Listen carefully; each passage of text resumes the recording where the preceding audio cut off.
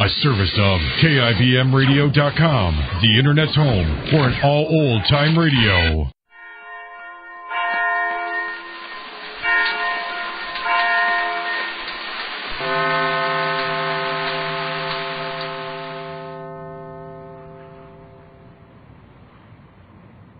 Answer the phone. Go answer it yourself. Can't you see I'm packing your overalls?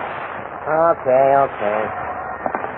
Hello? How do you do? This is the Take It and Go quiz program. Quiz program? Yes. Can you answer this question? Who discovered America? Columbus. Christopher Columbus. Right! And for answering that question correctly, you have won $15,000 in cash, a new 1951 Cadillac, an electric dishwasher, an 8-piece bedroom set, a cedar chest, your house painted inside and out, an 18-foot motorboat, a 16-carat diamond ring, which... Henry, why did you hang up? Look what time it is. I want to listen to Tex Benny.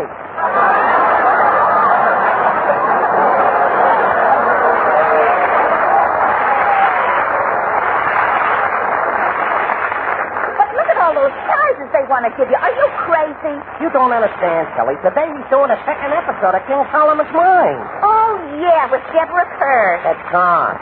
Well, don't stand there arguing. Turn on the radio. Okay. And now, ladies and gentlemen, we bring you the star of our show, that intrepid guide of the jungles of dark Africa, Alan Quatermain.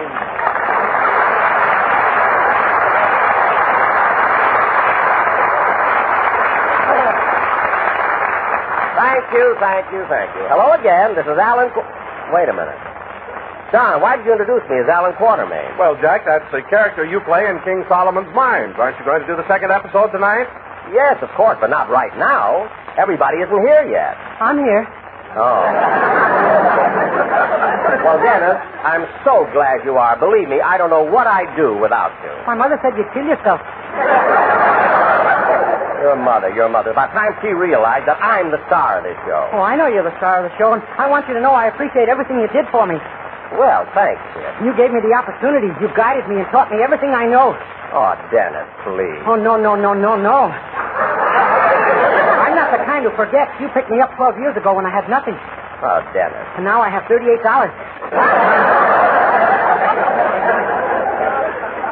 $38? Which I save for my own show.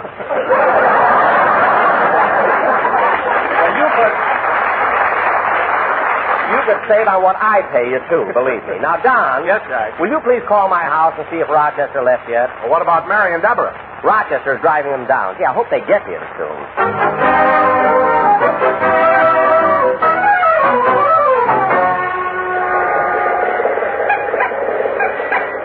Is it too windy in the back, Miss Livingston? Not for me. How about you, Deborah? I'm fine, thank you.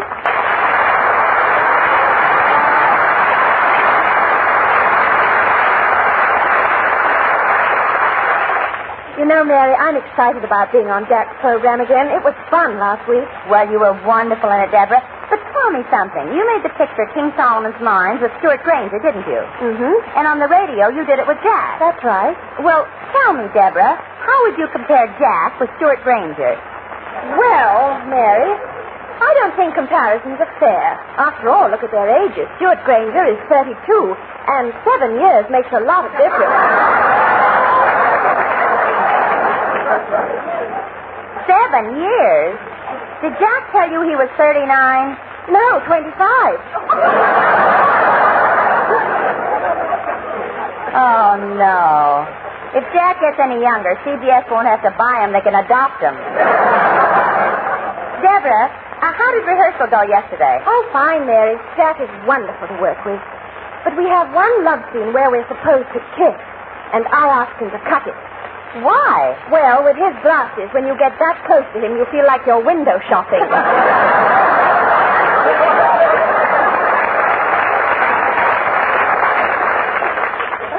I know. On a clear day, he can see Big Bear. The Auto Club calls him for snow reports.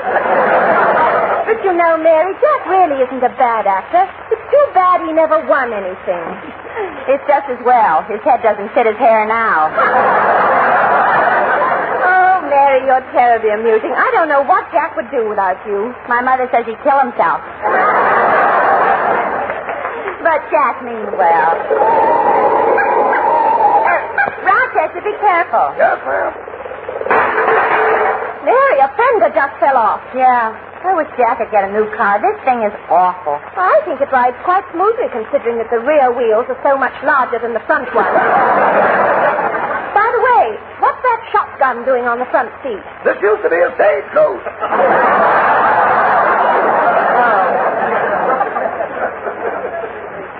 Mr. Benny still has a contract to carry the mail between Santa Monica and Malibu. Rochester. Neither flatten the blowout nor dirty windshield shall save this carrier from his appointed round. Rochester, stop being silly. There goes a hubcap. Rochester, we lost a fender, a hubcap, and a taillight. I know. Well, aren't you concerned about all those things falling off the car? No, this is the molding season. Rochester, please go a little faster. We're late already, and Jack must be worried about us.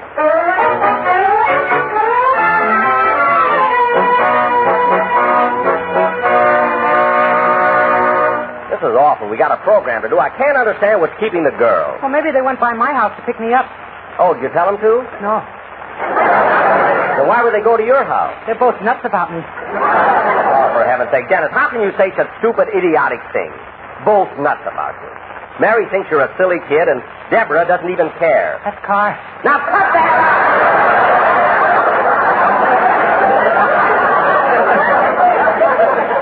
Anyway, Dennis, since we can't start the sketch until Mary and Deborah get here, how about singing your song? Maybe that's them now. Come in. Well, I certainly didn't expect to see you, Mr. Don't now seek the bone.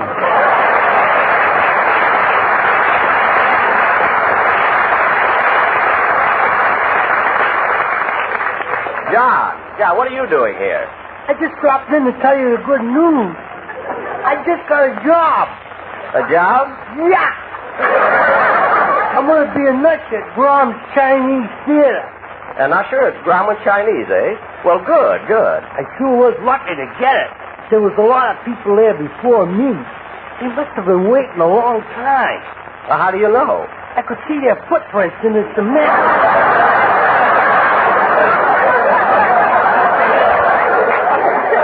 No, John, well, never mind. Anyway, I know you'll make a very good usher. I hope so. Yeah. They offered me the same job at the Pantages Theater, but I turned it down.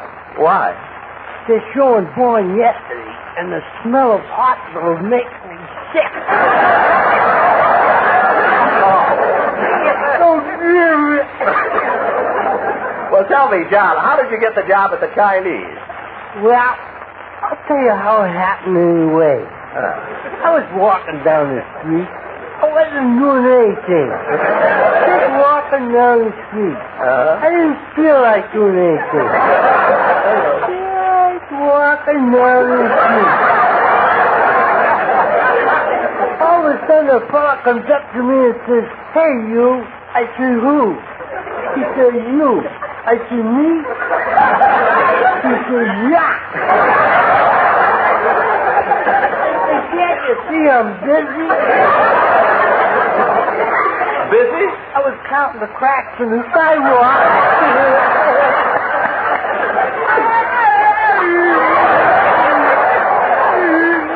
Well, mister, So watch me, I think awful fast.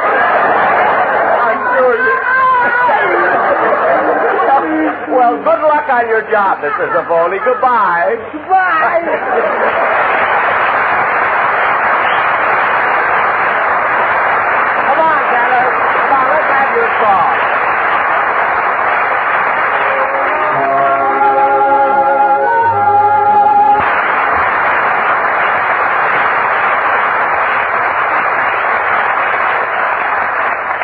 That was Tennessee Waltz, sung by Dennis Day, and accompanied by a 3-star Hennessy orchestra.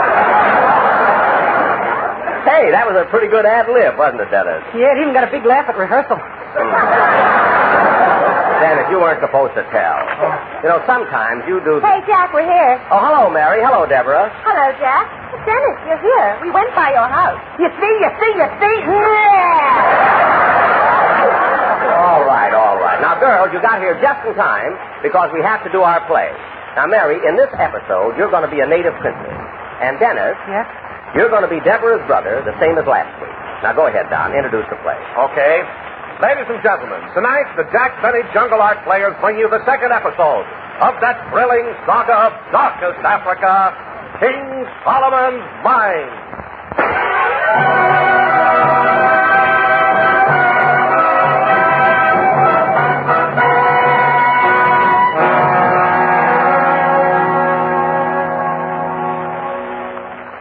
My name is Alan Quatermain.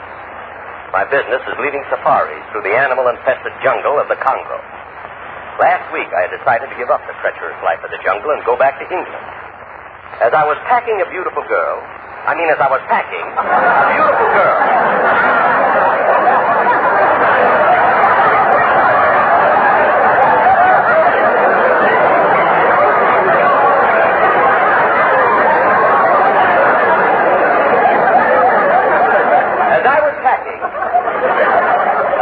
girl with flaming red hair came to my hut. Her name was Deborah Kerr. That's Carr. Kerr. They come in late and give orders. Deborah was looking for her uncle, who never returned from King Solomon's mine. I refused to make such a perilous trip. She knelt at my feet and begged. She pleaded and cried, but I resisted her for hours. She offered me her lips. I remained stubborn. She offered me her love. I still resisted. Then suddenly, I became putty in her hand. She offered me money.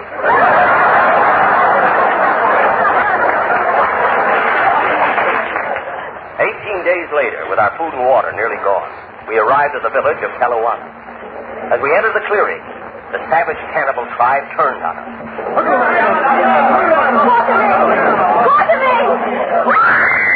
Courage, Deborah, courage! Quatermain, don't let these cannibals torture me. Do something. Talk to them. I will, Deborah. I will. Agula Kanagu, Wagu Kanoya, Matula. Umage Waga Lamoa Atuna Tanako. Quatermain, these cannibals are vicious. How are we going to get away? Quiet, Deborah. I'll amuse them. I'll tell them a limerick. They love those.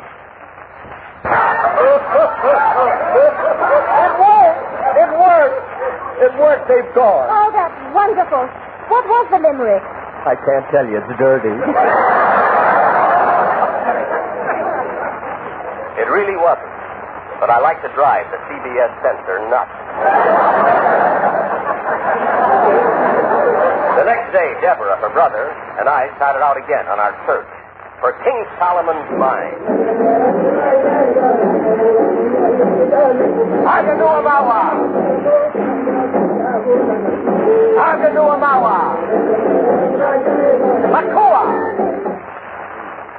Why is your sister lagging behind? Shall I go get her? No, she's 10 feet away and you'd only get lost. You're always getting lost. I didn't see you all day yesterday. Well, yesterday was Saturday. Well, what about it? I had to go back and do my own show. I was glad he had returned because the map to King Solomon's mines was painted on the roof of his mouth. And I was the only one who knew which one of his heads it was in. Brother, you wait here. Deborah, you keep lagging behind. Here, let me help you. Don't you touch me. What? I hate you, do you hear? Hate you. Hate you. Hate you. But why? I'm trying to help you. Why do you hate me? Because it happens in all pictures. I have to hate you first so I can fall in love with you later. That didn't seem to make sense. In the horn blows at midnight, they loved me in the beginning, but hated me when it was over. I couldn't understand it. What are you mumbling about? Nothing.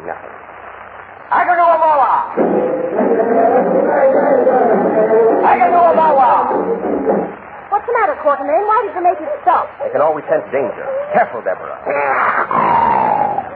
There's a lion. Where's my shotgun? I saw it on the front seat of your stagecoach. But I brought it with me. Oh, here it is. I think I... Ooh. we were in trouble. The lion had a rifle, too.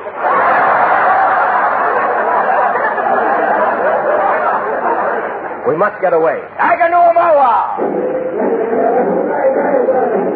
Aganuamawa! Late that night, we arrived at the village of San Dimbalist. As we entered the clearing, a native princess came to greet us. Aga Mala Yakanoa. Yakanoa? Are you a native princess? Yes, me native princess. But your skin is so light. Me not real native. Me daughter, a man once lost in jungle. Oh, are you the daughter of Mr. Stanley? No, Dr. Livingston, I presume. Oh. You come with me. I take you to Valley High. Valley High? At that moment, I was proud of my writers. They were now stealing from South Pacific. The princess not only befriended us, but her whole tribe showed us their hospitality. They realized we had been traveling for days and prepared a bath for each of us. As I sat there in the big tub relaxing, they even built a big fire under it to heat the water. But I became suspicious when I reached for the soap and found out it was a potato. This was a gravy situation. My writers were also stealing from Milton Berle. But I knew what to do to save them. I gave every member of the tribe a package of Lucky Strikes. You could tell they were delighted by the way they sang. Aka-doo-a-mo-a-doo, Lucky Strikes is a folk for you. Dig-a-dig-a-doo, dig-a-doo-doo, dig-a-dig-a-doo, dig-a-doo. Aka-doo-a finds the back, round and firm and fully packed. Dig-a-dig-a-doo, dig-a-doo-doo, dig-a-dig-a-doo, dig-a-doo. We're so very dig-a-dig-a when we're puffin'. We all say, oh, dig-a-dig-a-doo, there's nothing better than a lucky dig-a-wow-wow-doo-ma-duck. Means that there is no rough puff. Dig-a-dig-a-doo, dig-a-doo-doo, dig-a-dig-a-doo, dig-a-doo. Men who say that native TV is a dummy often end by selling out the fatty tummy. Get the baking soda. We eat man, and when we're through, we all smoke his lucky stew. Dig-a-dig-a-doo, dig-a-doo-doo, dig-a-dig-a-doo, dig-a-doo. Be-ma-wa, go on, be-ma-wa, go yum-bum-day, be-ma-wa, go on, lucky strike you. Dig-a-dig-a-doo, dig-a-doo-doo, dig-a-dig-a-doo, dig-a-doo-doo, dig-a-dig-a-doo, dig-a-doo-doo, dig-a-dig-a-doo-doo, dash.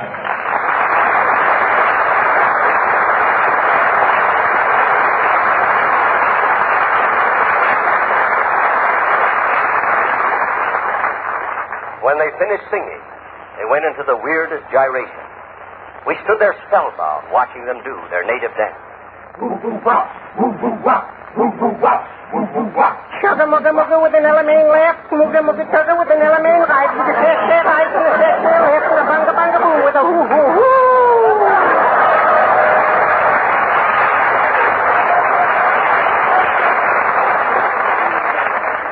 Gee. That must be a tribe from Calabasas. Yeah. Princess, there's something I'd like to know. What you like to know? We've been watching your people dancing, and the one at the end of the line dances so much better than the others. Why is that? Last week, him eat Arthur Murray. For the next 2 weeks, we traveled onward. Quiet, brother. Thank you. For the next 2 weeks, we traveled onward in our effort to reach King Solomon's mine. And the feeling between Deborah and I had grown to... Uga mala nega. Huh? Oh, yes. And the feeling between Deborah and me had grown...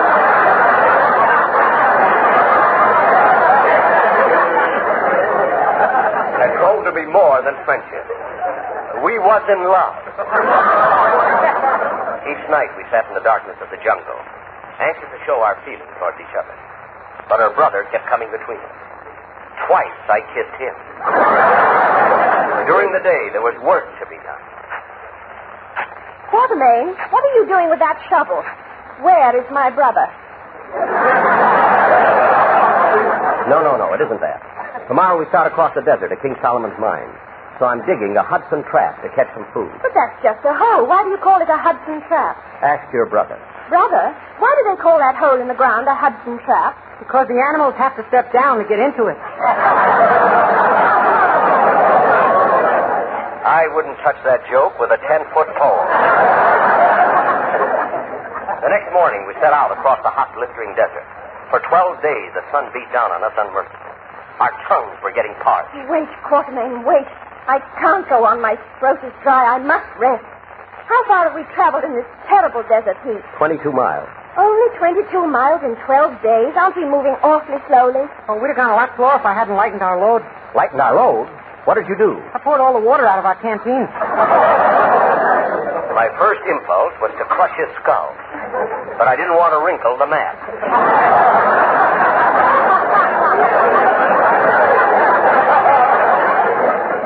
And though we had no water, we still continued on our way. Wait, please wait. What's the matter? I just can't go on. We'll never reach the mines. This is the end, Quarterbrain. That's Quartermain. Oh. I begged her to continue. We had to find out what happened to her lost uncle. And 2 weeks later, tired, weary, dusty, and bedraggled, we arrived at King Solomon's mine.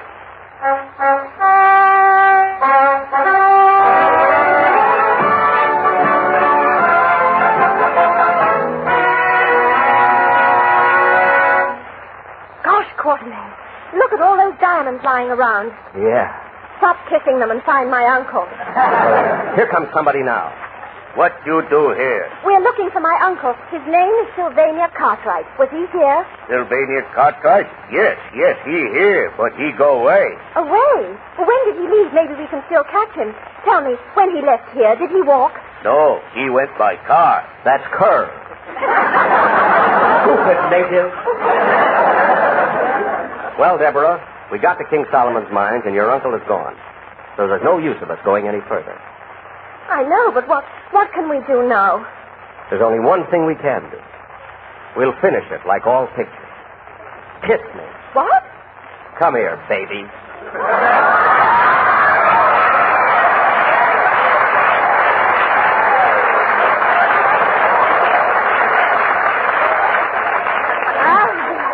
What do you say now? Aganula Mawa. Well, tell that to Stuart Granger. I'm going home.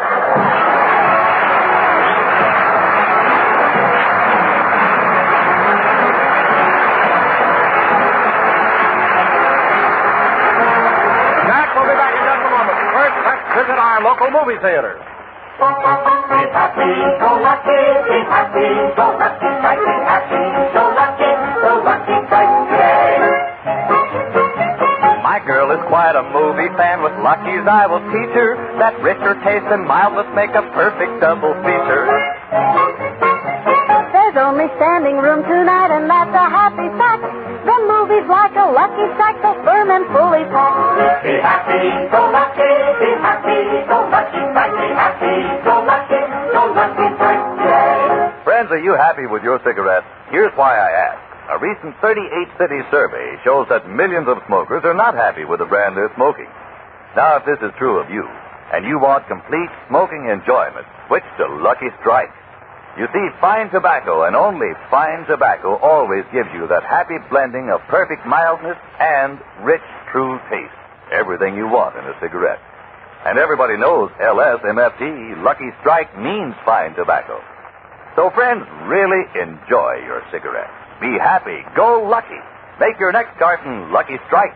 Be happy, go lucky, be happy, go lucky strike, be happy, go lucky strike today. Thank you, Deborah Carr, and good night, folks.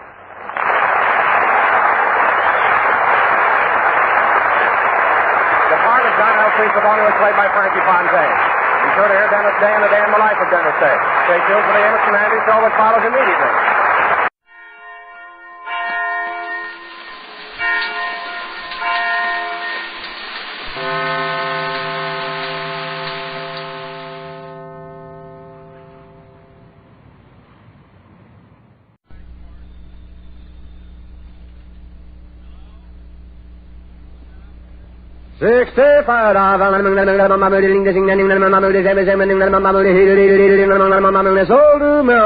The Jack Benny Program, presented by Lucky Strike. Be happy, go lucky, be happy, go lucky strike, be happy, go lucky strike today.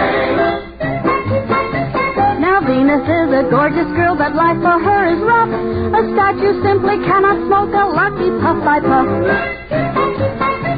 If you're unhappy with your smoke, you'd better switch your brand to mild, rich-tasting Lucky Strike, the smoothest in the land. Be happy, go lucky, be happy, go Lucky Strike, be happy, go Lucky Strike today. Friends, enjoy your cigarette. If you're not happy with your present brand, and a 38-city survey shows that millions of smokers are not, switch to Lucky Strike.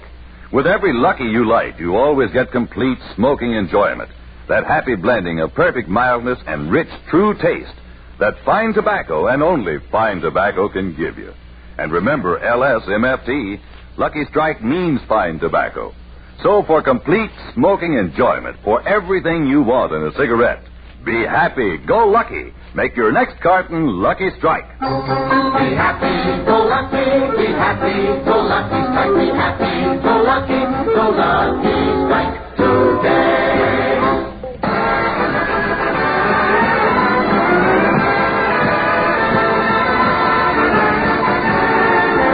The Lucky Strike program starring Jack Benny with Barry Livingston, Solaris, Rochester, Dennis Day, and yours truly, Don Wilson.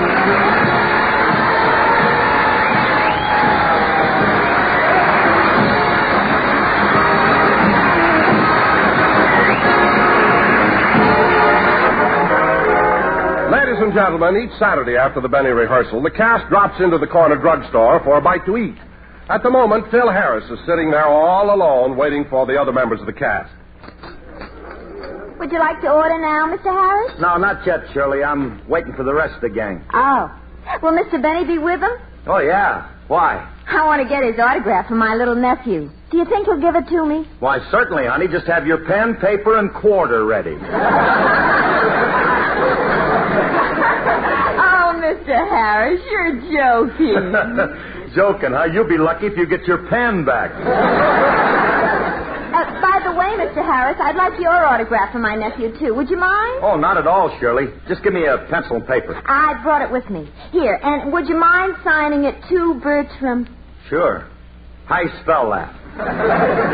B-E-R. Wait till we come to that. How do you spell two? C-O. Well, thanks. Oh, look out the window, Mr. Harris. Your friends are coming. Good. By the way, is Dennis Day a Boy Scout? I don't think so. Why? He's helping Mr. Benny cross the street.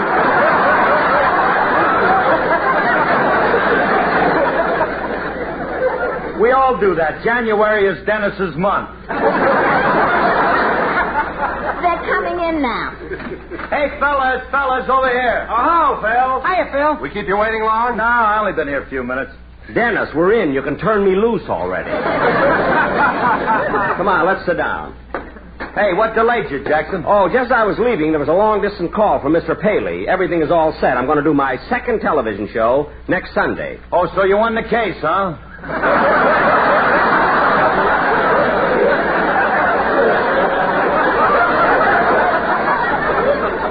Stop being so smart. We have trouble getting the time. Yeah, I know. Well, anyway, Alice and the kids are going to watch it on our new set. A new television set? What kind you got, Phil? A Lieutenant J.G. That's nice. Now, kid. Hey, wait a minute. Ain't you going to ask me what kind of set that is? Not me. I'll ask you, Phil. What kind of a set is a Lieutenant J.G.? A small admiral.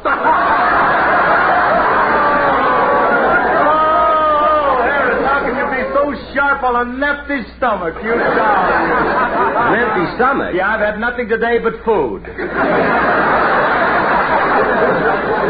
Pass me a menu. I think I can eat after that. Hey, we going to wait for Livy before we order? Oh, Mary won't be here for a while. She's calling the doctor to make an appointment for me. Well, what's the matter, Jack? Oh, nothing. I'm just going for my annual checkup. Are you gentlemen ready to order?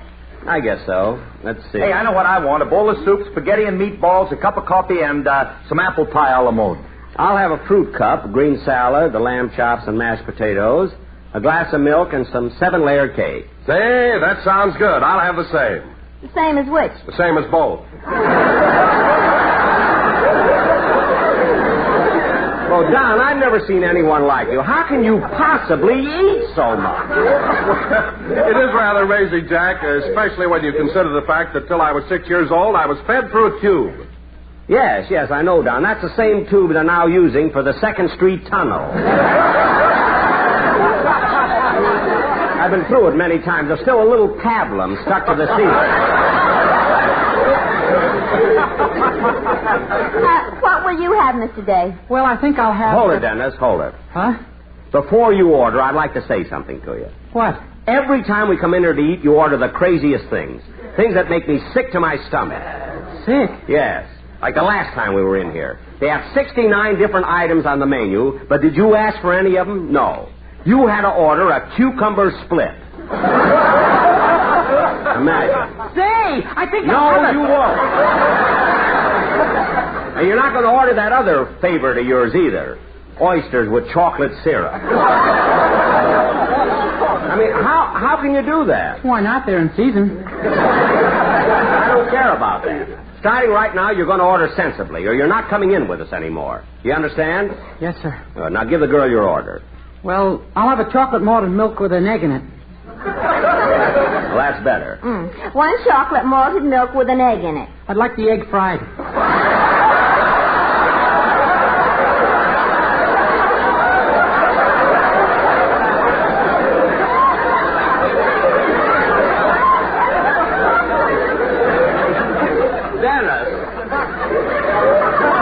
Dennis, how... Oh, well, I'm going to the doctor anyway. Hurry our orders, miss. Yes, sir. Hey, Jackson, look who just came in. Huh? Hello, Mr. Benny. Well, Mr.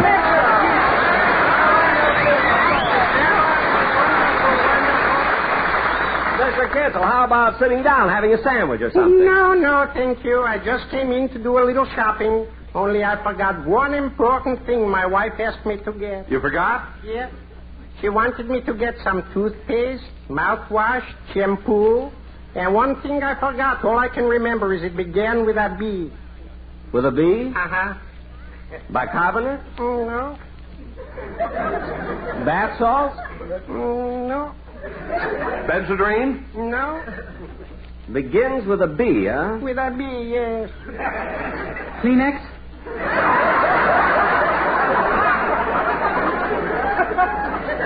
Dennis, don't be silly. Wait a minute, just a second. That's what I want. Kleenex. But, Mr. Kitzel, you said it started with a B. That's it. A box Kleenex.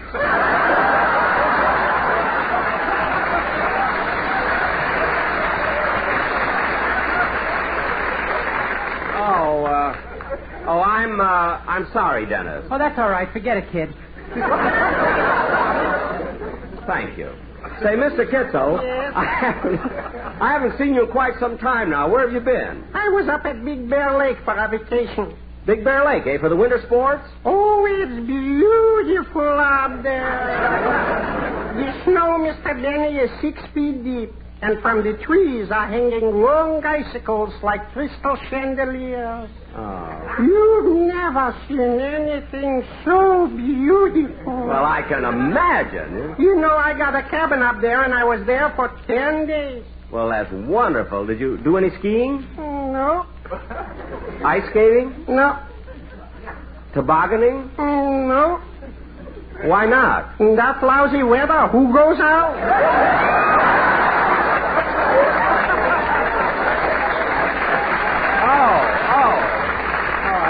Well, goodbye, Mr. Benny. I've got to shop along now. Oh, so long, Mr. Kitzel. Goodbye.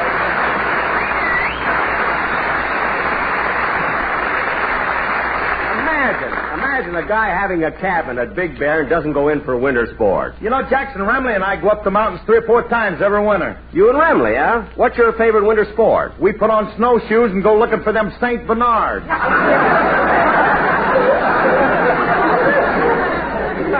Looking for St. Bernard? They don't always find you, you know.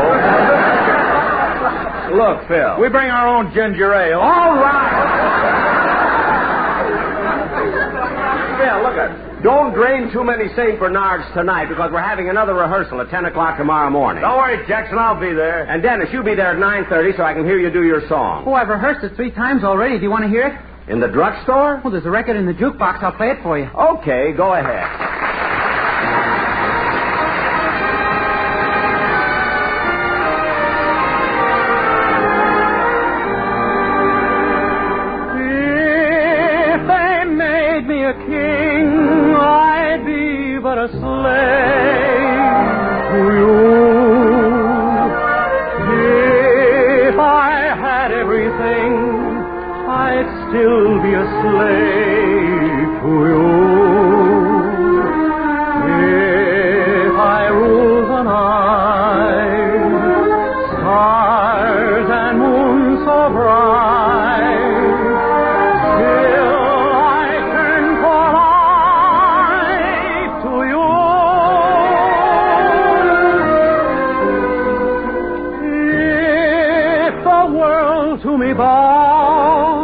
humbly I plead to you. If my friends were a crowd, I'd turn in my knees to you. If I ruled the earth, what would life be worth?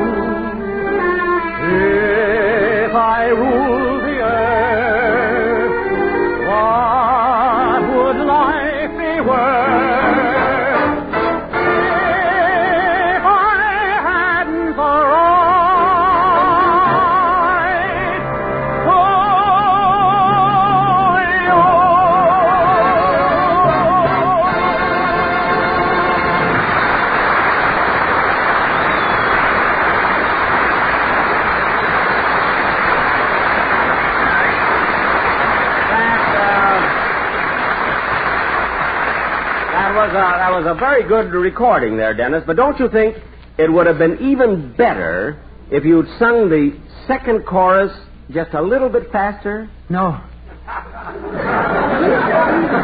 It was just an idea, that's all. I thought that... Oh, my goodness, look what time it is. I told Mary I'd meet her by my car. I gotta go. Dennis, pay the check, will you? Pay the check. Let me talk about the luck of the Irish. So long, fellas. Before I leave, I think I'll get a package of Lifesavers. Oh, clerk. Yes, sir? Give me a package of Lifesavers. What flavor? I don't care. The ones with the smallest holes.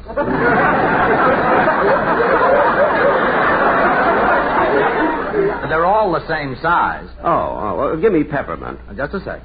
Or maybe I'll take some... Hey, Clyde. Yes, sir? Hey, I put some money in that cigarette machine. I didn't get my lucky strikes. Oh, I'm awfully sorry, sir. They sell so fast, the machine's probably out of them. Here, I'll give you your money back. Oh, I don't want my money back. I want lucky strikes. I'm sorry. All I can do is give you your money. If I wanted my money, I wouldn't have put it in the machine in the first place. I want lucky strikes. But, sir, all I can do is give you back your 20 cents. I don't want my 20 cents. Can I get that deep down smoking satisfaction out of 2 dimes? Say, mister... You keep out of it.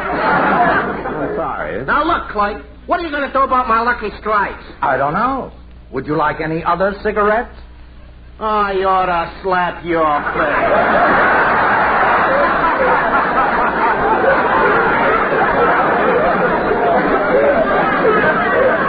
Attaboy. I told you to keep out of this. All right. Forget the Lifesavers. I'm leaving. Hey, now look, Clark, I want lucky strikes, and I don't want any more argument out of you. Yeah, I hope I haven't kept Mary waiting too long. She ought to be by the car there. Oodly-poo-poo-poo-poo-poo. Next Sunday I'll be on TV, and if I'm good, I'll gloat.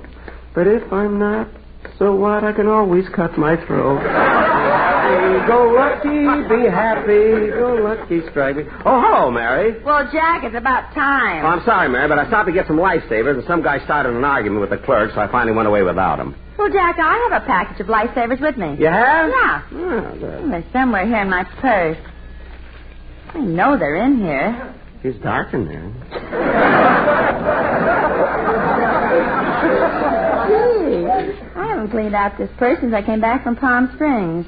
There's my sunglasses, my lipstick, my compact, my bathing suit. Your bathing suit in your bag? In my coin purse yet. Say, when you get a tan, you really get a tan. Never mind the Lifesavers, Mary. Oh, here they are. Good. Here, I'll open them for you. Aw, Jack, look at this. Your Christmas card is still in them. Oh, yeah. I remember I wrote something cute on it. Yes, Jack, you did. Very cute. Listen to this. It's not the price of the gift that counts, be it a fortune or a penny. These are the words of that famous bard, Omar Khayyam Benny. Isn't that sweet? You know, Mary, without the poem, it's nothing. Huh? I've got news for you, Omar. I know. Come on, there's the car. I want to get to the doctor's office. Oh, hello, Rochester. Hello, boss. Are you ready to go? Yeah, come on, Mary. I'll help you in the car.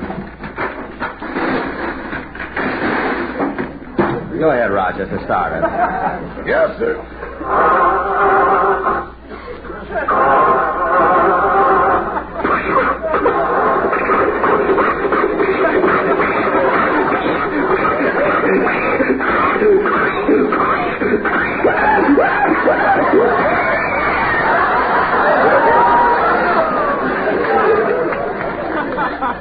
Here, Miss Livingston, I'll help you back in the car.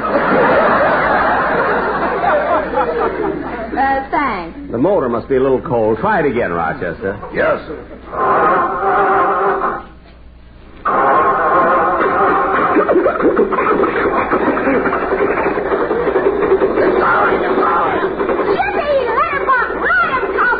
Mary, stop. Say, Rochester, the motor sounds better, doesn't it? Yeah, I'm trying something new with the gas tank. Ethel? No, had a call.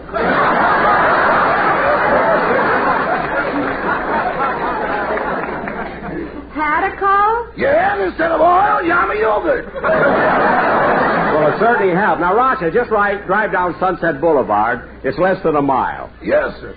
Jack, I hate to keep bringing this up all the time, but last week when Rochester drove me to the studio, I was so embarrassed. Why don't you get a new car? Mary, I don't need a new one. Miss Livingston's right, boss. This car's too old-fashioned. It is not. I'm sitting up so high, I feel like a lifeguard. Rochester. A cop can't give me a ticket unless he's on a pogo stick. Never mind that. Rochester, drive carefully, will you? Look, they're digging up the streets with those air hammers. Be careful.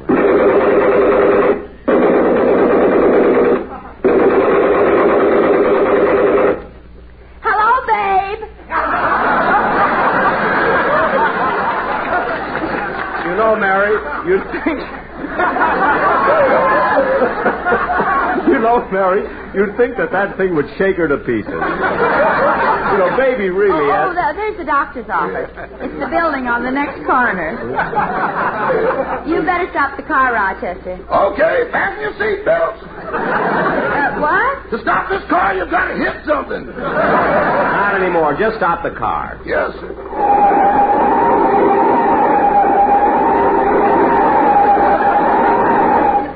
See how nice it stopped since we had the brake fixed? Now, Roger, you wait here for us. It shouldn't take long. Come on, Jack. The office is on the 5th floor. Okay.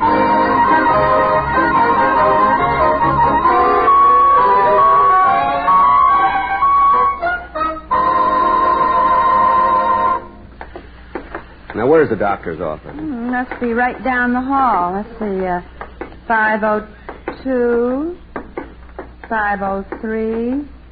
here it is. Oh, yeah. We're still a few minutes early. Well, go over and tell that nurse you're here. Okay. Oh, nurse? Yes, sir. Nurse, I have an appointment for a checkup at 1:30. Yes, sir. I'll just fill out this form. Your name? Jack Benny. Your address? 360 North Camden Drive. Your age? 39. Your height? 5'10.5". Weight? 155. Your age? 39.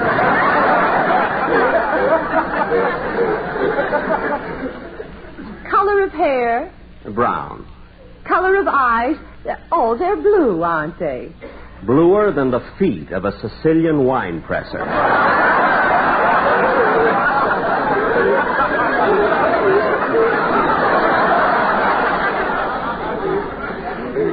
Complexion? Fair. Your age? 39. Your occupation? Comedian. I thought so. Is there anything else you want to know, nurse? No. All right, Mr. Benny, you may go into the doctor's office right through that door. Thank you. Mary, I won't be long. Okay, Jack, I'll wait here. Oh, one more question, Mr. Benny. Have you had any recent operations or accidents? No, I don't. Hey, wait a minute. Ask me that again, will you? Have you had any recent accidents? Yes. About 2 years ago, I swallowed a penny. Swallowed a penny. What did you do for it? I took penicillin.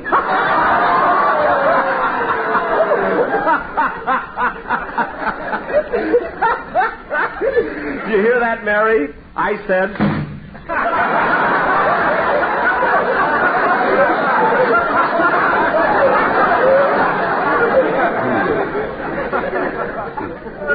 Well, anyway, nurse...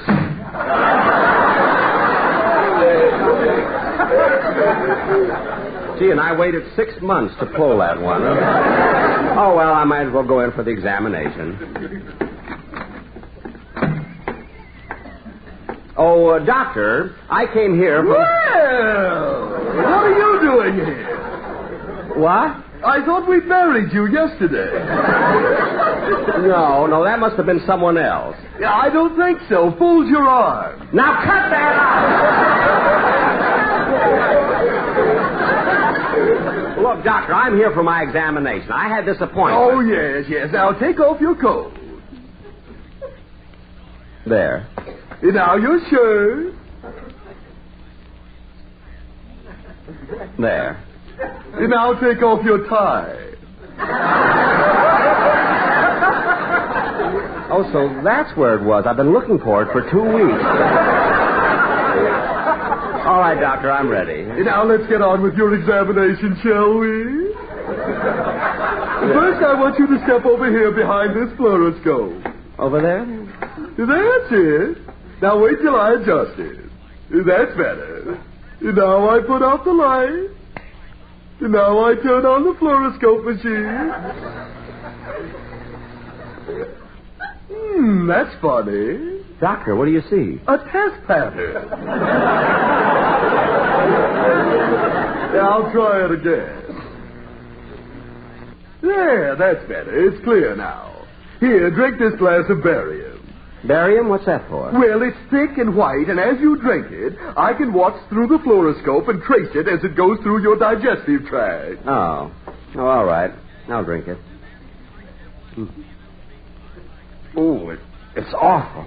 There. Now it's going down past your trachea, through your esophagus, past your lungs, past your heart, and now it's making a right turn and going straight across. Well!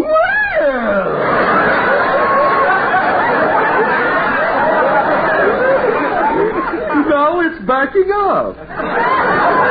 Backing up? It went through a boulevard stop. What? There it goes again.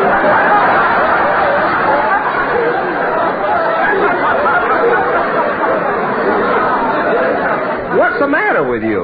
Well, that's enough with the fluoroscope. Now come out here while I listen to your chest. Right here. Now take a deep breath. Hold it. Hold it. Exhale. Another deep breath. Hold it. Hold it. Exhale. Another deep breath. Hold it. Excuse me.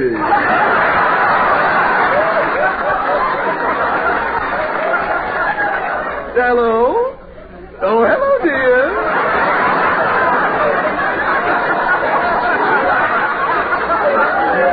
Fine. How are the children? The Bonnie Jean got her first tooth. That's good. For dinner?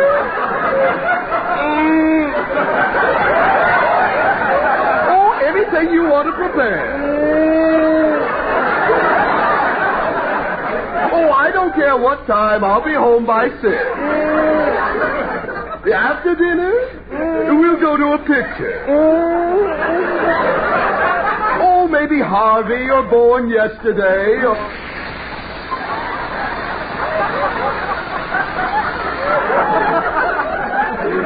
Excuse me, dear. My patient just sprung a leak.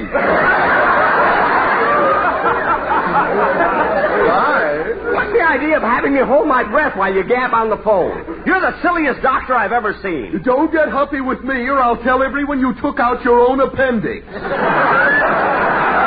right. Let's finish this examination. Okay, hold still. I want to listen to your heart.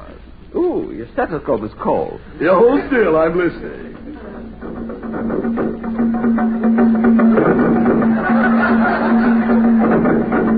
That's a strange heartbeat. Yeah, I got to listen to that again.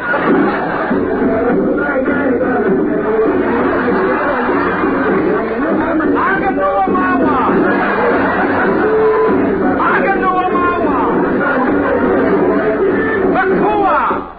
Hey, Mr. Benny, what are you yelling about? Huh?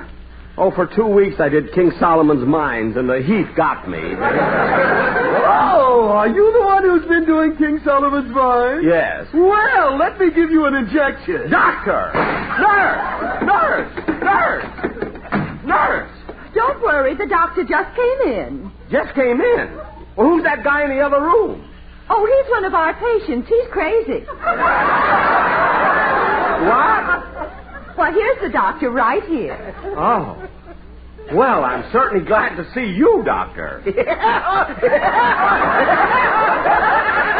nuts, I'm going. Jack will be back in just a moment, but first, let's do a little putting up at the corner barber shop. Be happy, go lucky, be happy, go lucky strike, be happy, go lucky strike today. I'll cut your hair and shave your chin exactly as you like, and make you welcome with a milder, richer Lucky Strike. A manicurist gets good tips, so take a tip from me. In cigarettes, tobacco counts, and LSMFT. Be happy, go lucky, be happy, go lucky strike, be happy, go lucky strike today. Friends, are you happy with your cigarette? Really happy? Here's why I ask. A recent 38-city survey shows that millions of smokers are not happy with the brand they're smoking. Now, if this is true of you, and you want complete smoking enjoyment, switch to Lucky Strike. You see, fine tobacco, and only fine tobacco, always gives you that happy blending of perfect mildness and rich, true taste. Everything you want in a cigarette. And everybody knows LSMFT, Lucky Strike means fine tobacco. So, friends, to really enjoy your cigarette, be happy. Go lucky. Make your next carton Lucky Strike. Be happy, go lucky, be happy, go lucky strike, be happy, go lucky strike today. We're a little bit late, so good night, everybody. Be sure to hear Dennis Day and the Day in the Life of Dennis Day. Stay tuned for the Amos Sandy Show, which follows immediately. This is CBS, the Columbia Broadcasting System.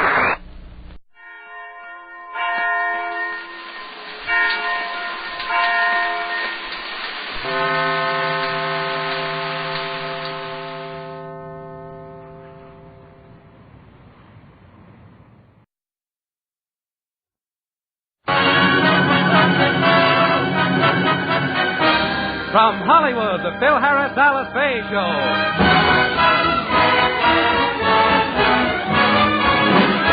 For your enjoyment, here is the Phil Harris Alice Faye Show. Written by Ray Singer and Dick Chevrolet, with Elliot Lewis, Walter Tetley, Robert North, Janine Roos, Ann Whitfield, Walter Sharp in his music, yours truly, Bill Foreman, and starring Alice Faye and Phil Harris.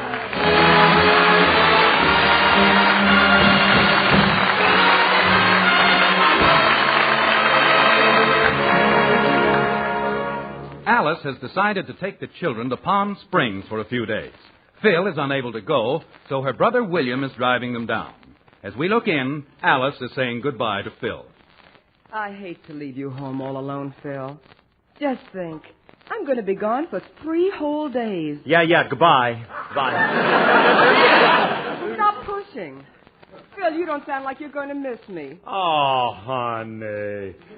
How can you say that? With you away, this house will be an empty shell. Every place I look, I'll see you. The memory of your face and the echo of your voice will linger in every nook and cranny. And I Oh, for heaven's sake, Philip, stop being so corny. You're such a square. Shake hands with Alice and tell her goodbye. What do you mean, shake hands? I'm going to kiss her goodbye. Oh, I wish you wouldn't. Every time you do that to my poor sister, it makes me sick to my stomach. Stop it, Willie. Phil, are you sure you're going to miss me? Oh, what a silly question. Of course I am. While you're gone, I won't know how to spend the weekend. I'll be lost. Oh, Willie, did you hear what Phil said? Yes, he said he's planning on spending a lost weekend. Willie, you're being a nasty little man. One more crack like that and I shall retaliate. You won't dare strike me. I'll do worse than that. The next time you have an angel food cake in the oven, I'll stomp on the kitchen floor. Look, don't worry about me, Alice. I'm going to be working over the weekend anyway. In fact, I'm having the band over tonight to rehearse some classical numbers. Classical numbers? Yeah, you know, stuff like Beethoven's Fifth and Schubert's Moonshine Sonata. Oh, well, as long as the boys are just coming over here to work and not to play poker all night, okay. Oh, you know we wouldn't do that. We would... Uh-oh. Come in. Alice, I assure you that the boys are just coming over to work. Mr. Harris, I got the stuff you ordered for tonight. What stuff? Carton of ice cubes, 4 fresh stacks, 2 cases... Wrong house! Get out! Get away! Come back later. So you and the boys are going to work tonight, huh? Yes. And what are the cards for? Oh, the cards. Oh, yeah, the cards. Well, they're card stunts like they have at a football game. You see, the musicians will hold the cards up in front of them, and it will form a full head of Petrillo. With teeth. Oh, I see. I wish my old lady was that gullible. Now, Phil, the card stunts might make sense, but do me a favor. Explain the ice cubes. Yeah, go ahead. I'm anxious to hear this one myself. We use the ice cubes for sound effects. Oh, I see. I don't. Explain it, Bud. Explain it. All right. We just happened to be going to rehearse first the waters of the Minnetonka. And in order to get the proper effect, we have Remley breathe on the cubes, and when they melt, we get a dripping sound. Phil, I have to hand it to you. That's not bad. It ain't good. Just one more thing, darling. What's in those 2 cases? The case. The one on the left is a case of clarinet reeds for the woodwind section. Since when do reeds come in bottles? Oh, honey, don't be silly. It's the newest thing. It keeps them airtight and fresh. Isn't that right, mister? Oh, yeah. You see what it says on the bottle, lady? Lager Reeds. The reeds that made Milwaukee famous. Mister, I appreciate it. Yeah, don't mention it. I got a nosy wife. Phil, that's a case of beer, and I doubt if you can explain that. I bet I can. I'll bet you can. I'll take part of that bet, lady. This guy is pretty good. I guarantee I can explain the beer. And I say now, the beer. Well, that's for the woodwind section. They dip their reeds in to soften them up. And now tell me, what's in the other case? That's something to soften up the brass section. Now, are there any other questions? Yeah. What do you want me to do with the 6 dames I got in the truck?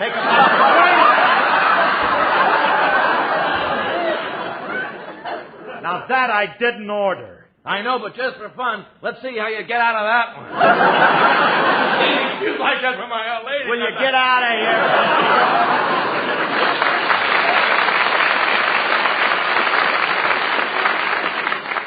Look, honey, please, why don't you and Willie go upstairs and start the packing, will you? Go ahead, I'll answer that door. Hey, hiya, Frankie. Hey, Curly, I'm raffling off a turkey for Thanksgiving. Can I put you down for 10 tickets at $1 apiece? Well, I don't know. That's a little high for a turkey raffle. Well, seeing you're my best friend, I'll tell you what. I'll sell them to you at half price, 50 cents apiece. Okay. Here's the tickets. Here's the money. Thanks. Too bad you didn't win.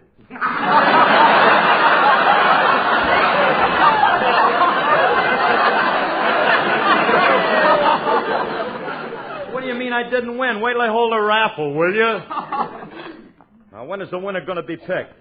Last night. Serves me right. I should have known better than to get roped on something that you're selling. Who's the guy that ran this raffle? By some strange coincidence, it was me. Uh-huh. And who picked the winning number? By an even stranger coincidence, I did. And who won the turkey?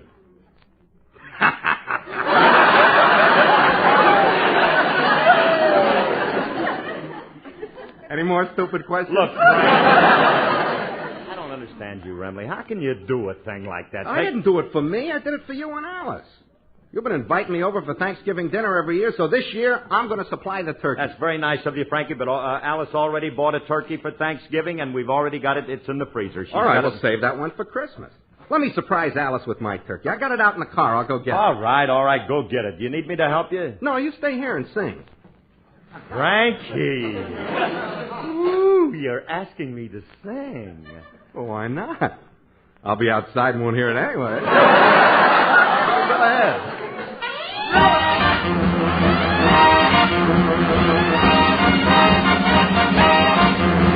Let's choo-choo to Idaho. Come on, let's go. Let's choo-choo to Idaho. Oh, Mr. Engineer, let's hear that whistle blow to let them know we're on our way to Idaho. Hey there, fella, soon we'll be in Pocatello and then Sun Valley. According to my Rand McNally, tell the folks back home in Chi, tell them toodaloo goodbye. Let's choo-choo to Idaho. What a trip, it's terrific on that Union Pacific. What a change from those covered wagon days. If those old 49ers had these up-to-date streamliners, they'd commute clear from Butte to Iowa. So hey there, fella, here we go through Pocatello and there's Sun Valley. According to my Rand McNally, tell the folks back home in Chi, tell them toodaloo goodbye. Let's choo-choo to Idaho. Well, pardon me, folks, but if you ain't observed, I'd like to announce that our dinner's served, and glancing at the menu, I am proud to say the chef is really cooking up a mess today. The full-course dinner is a work of art, and I most highly recommend our a la carte. The dining car is open and it's straight ahead. The first one there is the first one fed. Now, it's the custom here, though it ain't the rule, that if you wait, then you wait in the vestibule. And folks on the counter, we aim to please. We're the latest and the greatest in facilities. I just got word from the engineer. The green light is shining and the track is clear. We breaking every record and I ain't surprised, 'cause she's a mighty locomotive and she's dieselized. From east to west, from coast to coast, the Union Pacific is the foremost. So hey there, porter, when we pass Nebraska's border, get my suits out, lay my shirts and western boots out. If I'm going west today, might as well go all the way. Yippee-i-o, let's choo-choo to Idaho. Come on, let's go, let's choo-choo to Idaho. Come on, let's go, let's choo-choo to Idaho.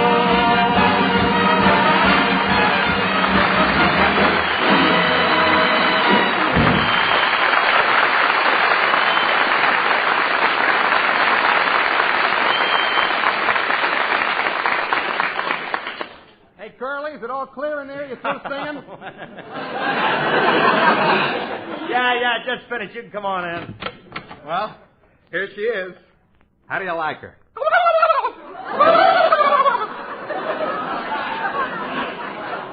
How do you do, miss? I'm always glad to meet a girlfriend of Frankie. Now then, where's the turkey? Don't be a wise guy. This is the turkey. Oh. With your girlfriends, it's kind of hard to tell. The last one you had looked like a unicorn. She did not look like a unicorn. Just seemed that way because her head came to a point. All right, Remley, look, will you listen to that? We can't keep a live turkey in the house. Get old Tom out of here. Curly, please, don't call her old Tom. Charmaine happens to be a lady.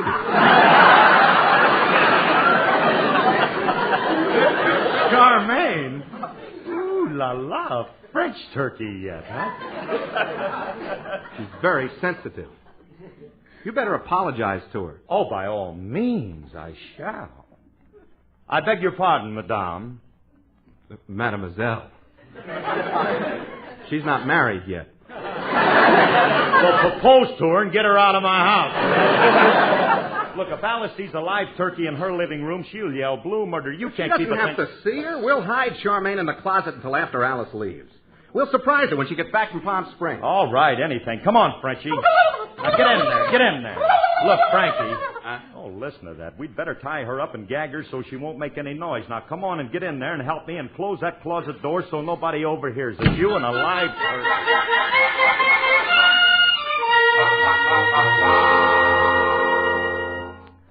Well, Willie, I guess I'm all packed. Will you ask Phil to help carry the suitcases to the car? Very well, Alice. I'll get him. If I were Alice, I wouldn't trust Philip home alone. He needs a keeper. He's nothing but a middle-aged juvenile delinquent. Philip, Alice wants you to come out to... Well, that's funny. I could have sworn he was here in the living room. I never Somebody's in that closet. I wonder who it is. I'll just sneak up and listen. Hey, Curly, will she be all right in here? She won't smother, will she? Nah. She'll be all right. Now, look, Charmaine, don't make a fuss, and we'll let you out as soon as my wife leaves. Charmaine? He's got a woman in there. Charmaine, will you please stop squirming like that and leave... Ouch! Remley, she bit me. She's a wild one, too. I'm going to put a stop to this right now. I'm going upstairs and tell Alice he has a woman in the house. Hey, Curly, I think I heard somebody out there. Sound like Willie. Oh, blabbermouth. Certainly he'll run right up and tell Alice and spoil our surprise. Look, we better hide that turkey in the den. Now, come on, Charmaine. Get out. Come on.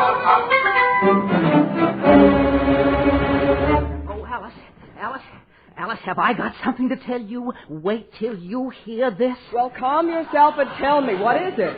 Alice, I'm not one to start trouble between you and your husband. But it gives me a great deal of pleasure to inform you that Philip is unfaithful. Oh, what are you talking about? Philip has a French hussy named Charmaine hidden in the living room closet. Oh, Willie, stop being ridiculous. If you don't believe me, look in the closet yourself. I have no intention of looking in the closet. But, sis, this is the opportunity I've been waiting for 9 years.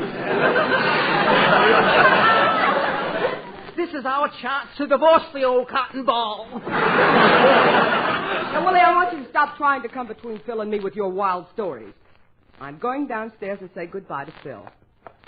Do me a favor, Alice, and look in that closet. I will not.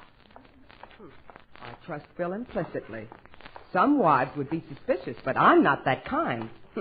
I'd no more think of snooping around. Oh, there you are, Alice. Hi, you all ready to go? Yes, dear. I just came in to say goodbye. Well, so long, honey.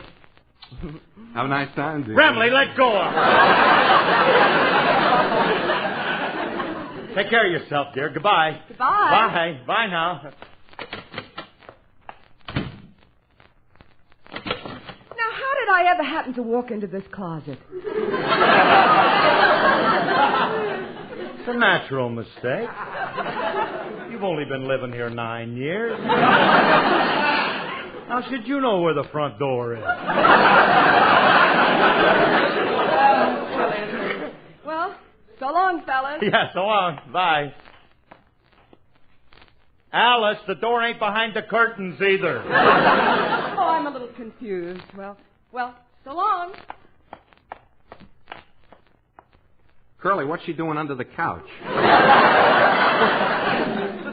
Kissing her mother goodbye. Short change. Hey, Alice, what are you looking under that couch for? Oh, is this the couch? I guess I'm getting nearsighted. Well, bye. Goodbye. Bye. Yeah, goodbye. Hey, she finally found the door. Yeah, this kid knows what she's doing every minute. Oh, what now? What can this... All right, come in. Hi, Mr. Harris. My name is Homer Feinschreiber, and I just flew all the way out here from Altoona, Pennsylvania. I run a pool room back there. I'm a nice guy. I mind my own business. I'm a member of the Chamber of Commerce. But the last few days, my wife has been driving me crazy. She's hysterical. Well, I can't... She just lays there in bed and screams at me. She won't get up and cook my meal. She won't iron my shirt. I've got my The other morning, she leaned down and kicked my youngest son, Wilbur. Well, That's going too far. I don't know. But it's all on account of you. Well, I can't... I really don't know me. I have no right to come breaking into your beautiful home like this, but you've got to tell me something so I can go back and tell my wife, Mr. Harris, what is the thing?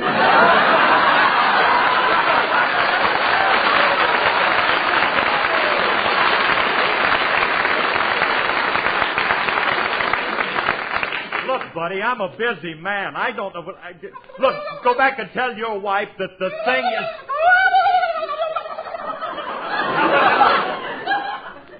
Mr. Harris, I'm sorry. I didn't realize your wife was rehearsing her song.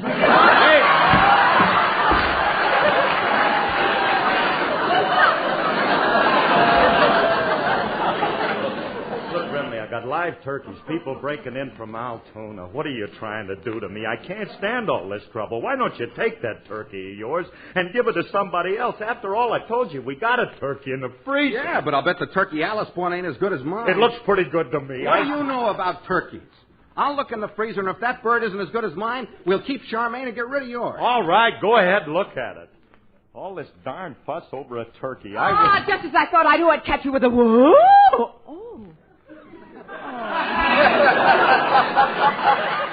you're all alone. That'd have been a lot bigger laugh if you'd have waited for the door to open.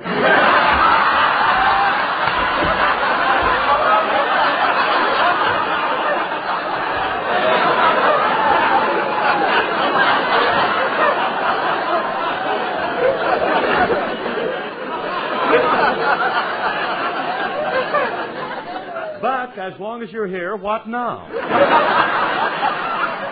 Well, before I go, dear, there's something I want to say. Well, say it, will you? What are you waiting for? For the band to pick up their instruments. Oh.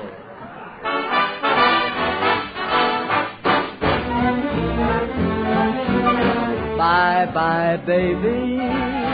Remember you're my baby when they give you the eye. And just to show that I care, I will write and declare that I'm on the loose, but I'll stay on the square.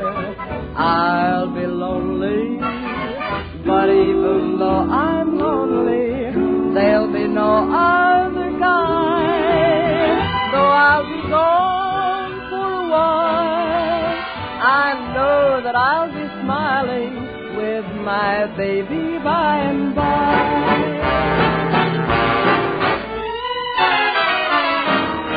Bye-bye, baby.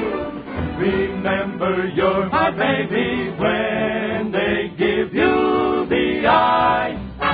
Although I know that you care, won't you write and declare that though on the loose, you are still on the square? I'll be lonely, but send that rainbow to me, then our shadows will fly.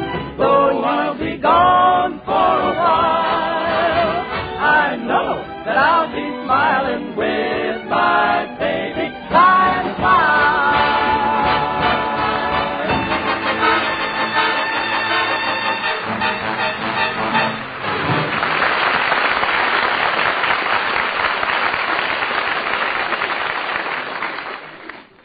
Hey, Alice, that was wonderful. You have a remarkable voice. She certainly has. It's amazing how much she sounds like a quartet at times. Well, I guess I'm ready to go now. Yeah, well, go already. Well, bye. Goodbye. Bye. They certainly were anxious to get rid of me. I wonder if he does have a woman. No. I know he hasn't, but just to make sure, I'll sneak back and listen. I'll make believe I'm going out the front door. Now, to tiptoe back and see just what's going on. I thought that wife of yours would never leave, Curly. Yeah. You think she suspects anything? No. How could she possibly know anything about Charmaine? He does have a woman in the house. Well, Frankie, look, after comparing the two, what do you think?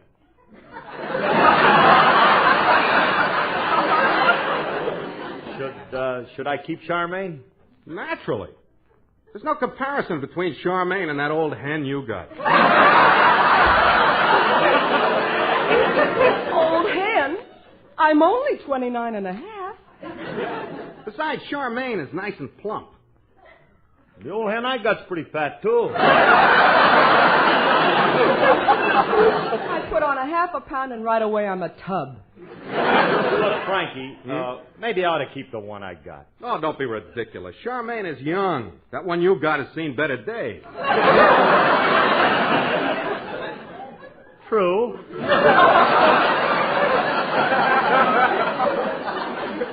Besides, I pinched them both, and Charmaine has a lot more meat on her.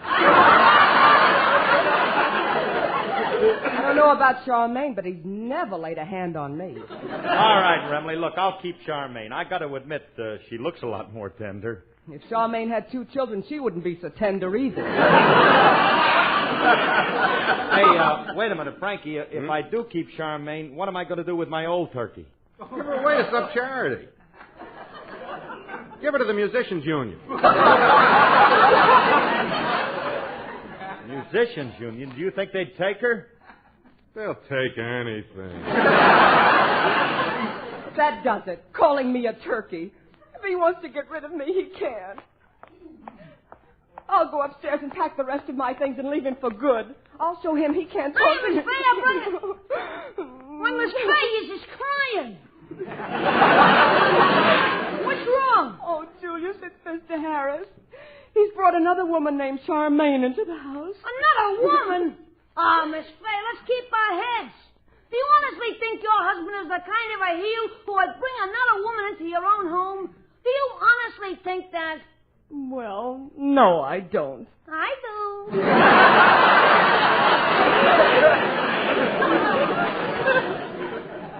Have you seen the Charmaine dame? No, I haven't, and I don't want to. I heard Frankie and Mr. Harris talking about her, and I'm leaving. Now, wait a minute, Miss Faye. Don't be hasty. This might all be a misunderstanding. Before you decide to leave Mr. Harris, you should take a lot of time to think this over. Well, maybe Time's up! Go upstairs and start packing. On your way before you change your mind. I'm going upstairs and start packing right now. I heard him planning to get rid of me. Ooh, that beast. I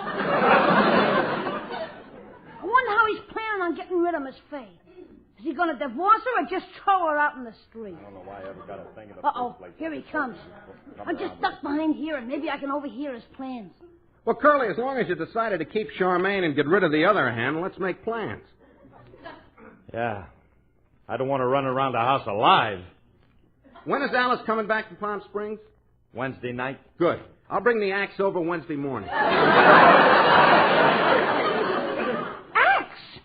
Them cold-blooded murderers is going to kill her. Frankie, I can't use an axe on her.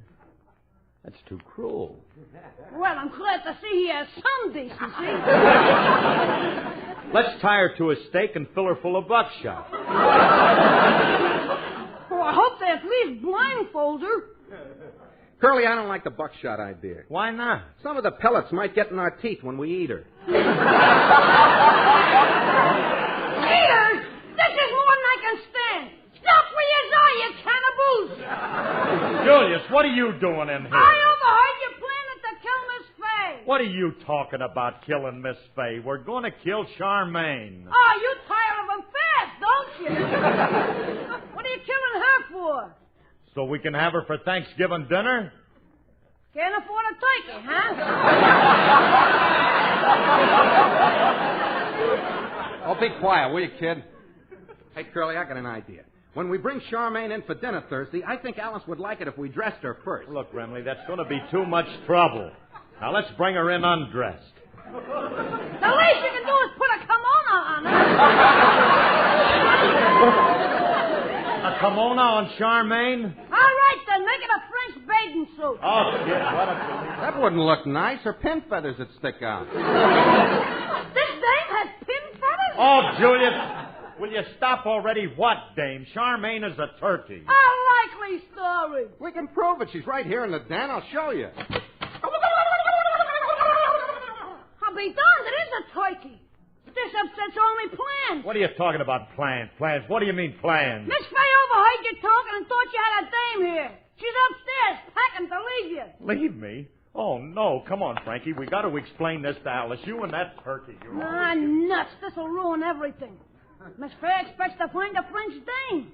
Now, when she opens the door, she'll only find a turkey. Or will she? A quick phone call might keep this ugly mess and out of the net.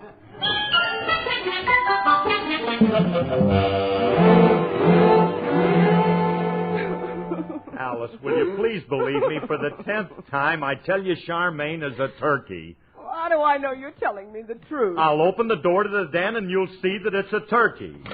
Now, there you are, Alice. This is our turkey. Gobble for my wife, Charmaine. Gaboo, gaboo,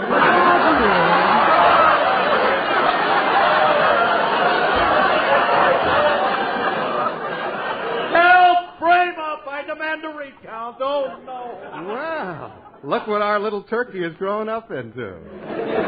Yum, yum, yum.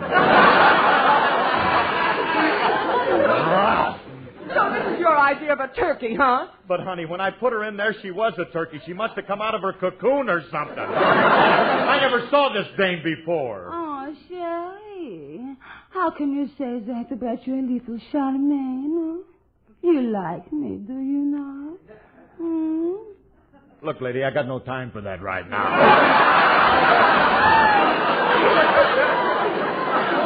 How'd you get in here? Who put you in this room? Oh, Julius, grab him, Frankie. We'll have him for Thanksgiving dinner. Okay, you tear his drumsticks off and I'll stuff him.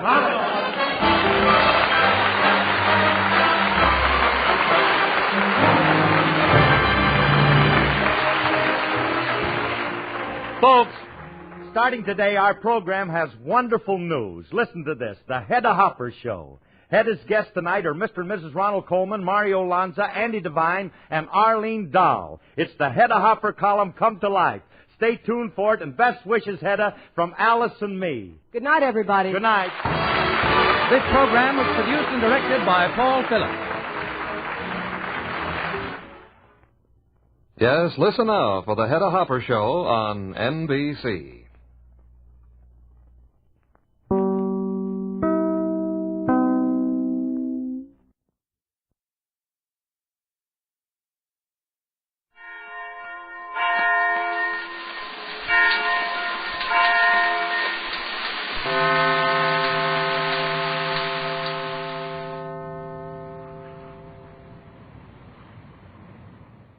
The GI Journal goes to press.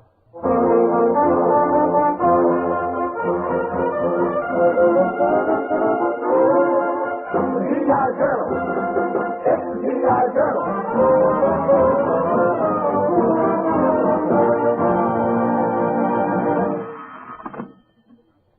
Hello? Editor-in-Chief Jack Benny talking.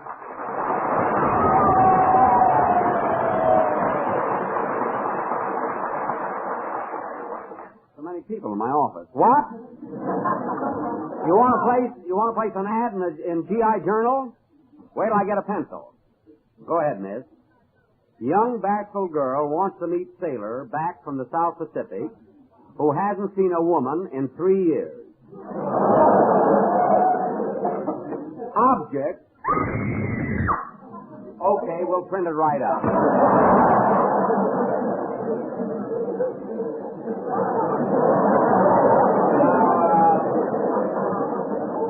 Where's my office boy? Right here, Chief. Radcliffe, how'd you like to have lunch with me? Oh, that would be swell, Mr. Benny. Where'll we go? Go? Why should we go anywhere? You have a lunchbox, haven't you? Oh, yeah. Well, get it open. You know, it isn't every day you get a chance to eat with the boss. Well, I don't know what's in my lunch pail today. You know. Oh, boy. Spam sandwiches, Vienna sausage, and powdered eggs. A yum. Yeah, leave it to my mom. She knows what's good. What is your mom, a mess sergeant with the wax? Oh, well, it beats going out to eat. Say, I wonder what's keeping Rochester. He's supposed to be here with that sketch I'm doing with Paulette Goddard. Paulette Goddard? Which Paulette Goddard? Which Paulette Goddard? Do you think there's two of them? There must be if one of them's working for you. Look, I'm referring to the real Paulette Goddard, and she's going to do a very passionate love scene with me on my next overseas tour. There's a girl that really knows there's a war going on. Now listen, Ratcliffe, just because you don't think I'm attractive is no sign girls don't. And lay off the Vienna sausage. You've had your half. That must be Rochester now. Come in. How do you do, Mr. Benny? My name is Arthur Treacher.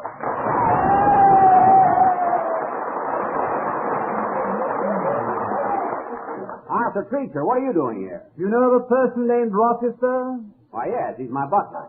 Well, from now on, I shall have that dubious honor. You're going to be my butler? What happened to Rochester? As I gather it, sir, he's offered a 3-month vacation. That's ridiculous. How can Rochester afford a vacation? He's only been working for me 9 years. I don't know about that, sir, but the best thing you can do now is to come to terms with me. Terms? Well, suppose you come down $20 a week, and I'll come up $20 a week. Where shall we start, sir? $20 a week. Yes, sir, I should have to have much more than that, sir, I'm afraid. Don't be afraid. We'll work the details out later. Now, here's the key to the house. You better get over there and get the place in order. Paulette Goddard is coming over. Which Paulette Goddard? There's only one. Now, get going. I'll see you as soon as I've set up the musical page. With 4 of the prettiest headlines that have ever been set up. The King Sisters.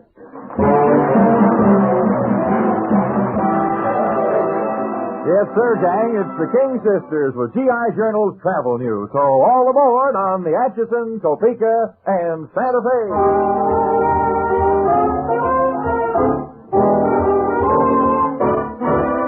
Do you hear that whistle down the line? I figured that it's engine number 49.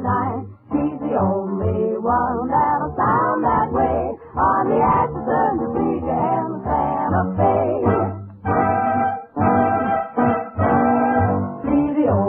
Rising round the bend, I reckon that you know she's gonna meet a friend. Folks around these parts get the time of day from the Atchison, Topeka, and Santa Fe. Here she comes.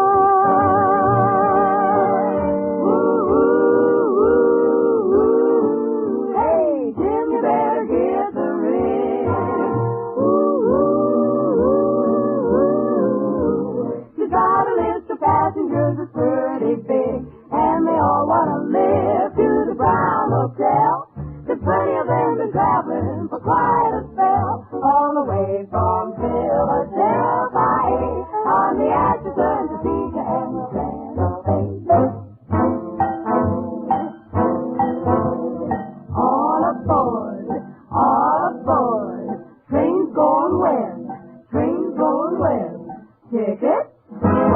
Ticket! Can't go nowhere without ticket. Do you hear that whistle down the line?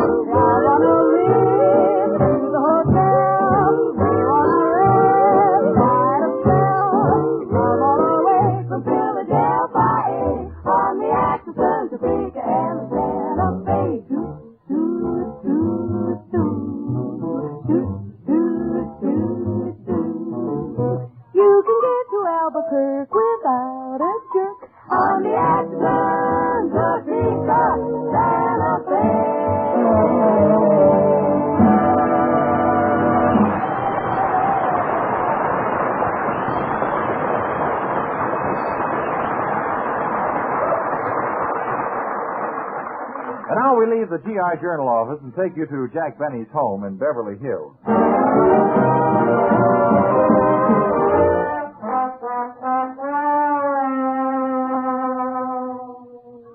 Give me land, lots of land, under solid skies above.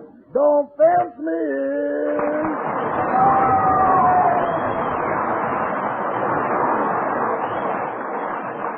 Da-da-dee, da-da-dee, da-da-dee, da-da-dee. I say, is that you, Rochester? It ain't Paul, it does. Make yourself at home, Mr. Creature. I'm just doing some last-minute packing. Let's see now.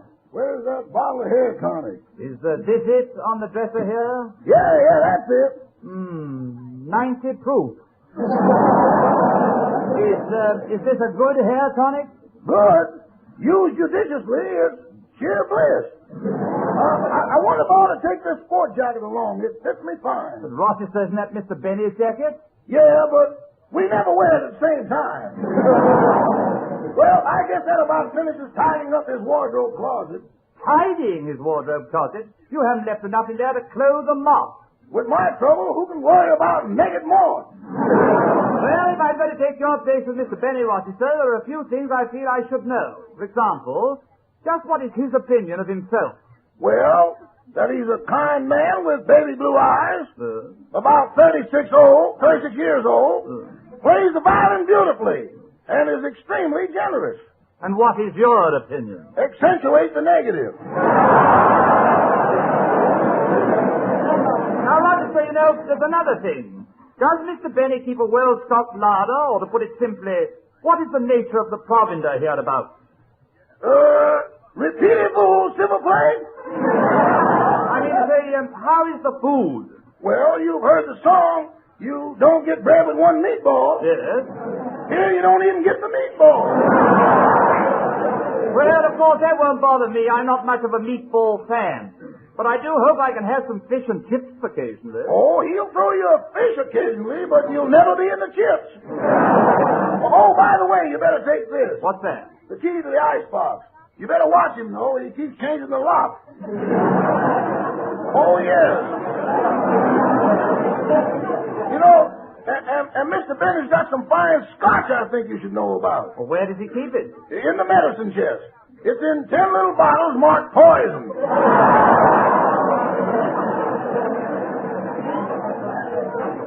And if you want a spot of good brandy, he's got some that's 30 years old. Well, where is that? Hot water bag. Well, it looks like Mr. Benny's bathroom will be quite a popular rendezvous with me. Yeah, but be sure and bring a nickel with you. The roller cow won't work.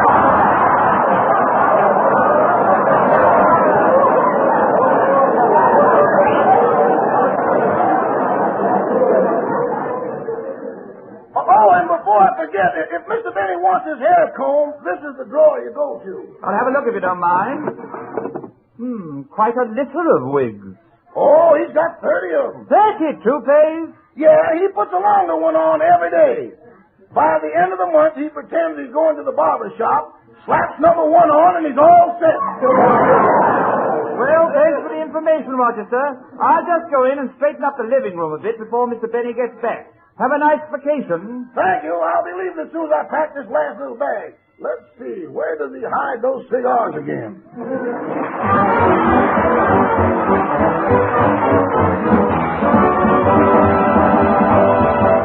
This is Harry Mitchell cutting in from the GI Journal office with the latest musical news from our copy gal of song, Miss Connie Haynes.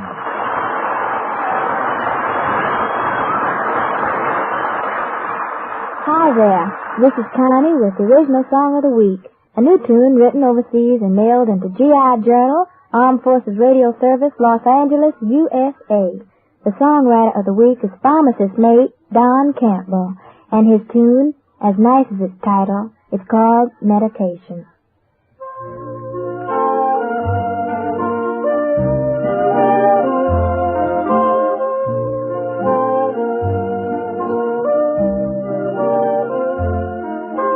Evening falls, and all around me bluebirds call. You whisper to me,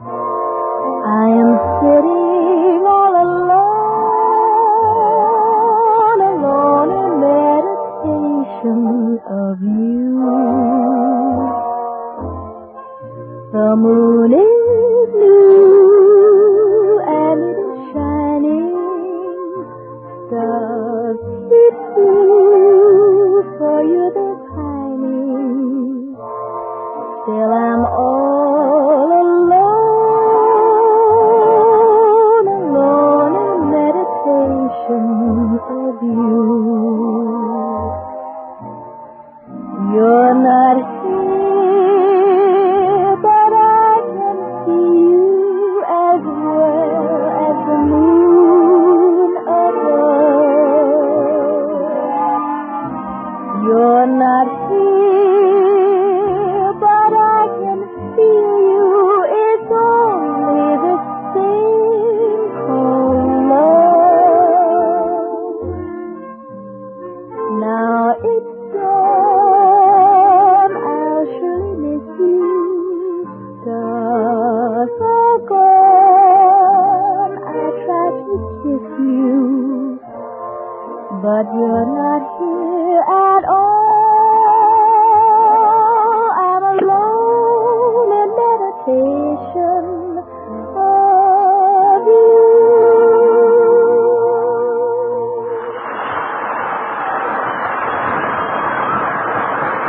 Oh, thank you, Connie. Thank you, Connie Haynes. And congratulations to songwriter first class Don Campbell. Now back to G.I. Journal's editor-in-chief, Jack Benny, at his home in Beverly Hills. Oh, Preacher, now where is that valet? He's as bad as Rochester. Did you call me, Mr. Benny? Yes, Preacher. Have you my clothes ready for tonight? Yes, sir. I've laid out your suit, shirt, and hair. Oh, yes. I hope you put the curly one out. I feel so young tonight. Gosh, I can hardly wait to start rehearsing with Paulette. In this sketch, I play the part of a young colonel. What are you laughing about? Well, I can't see you as a young colonel, sir. Why not? Well, you've been on the cob too long.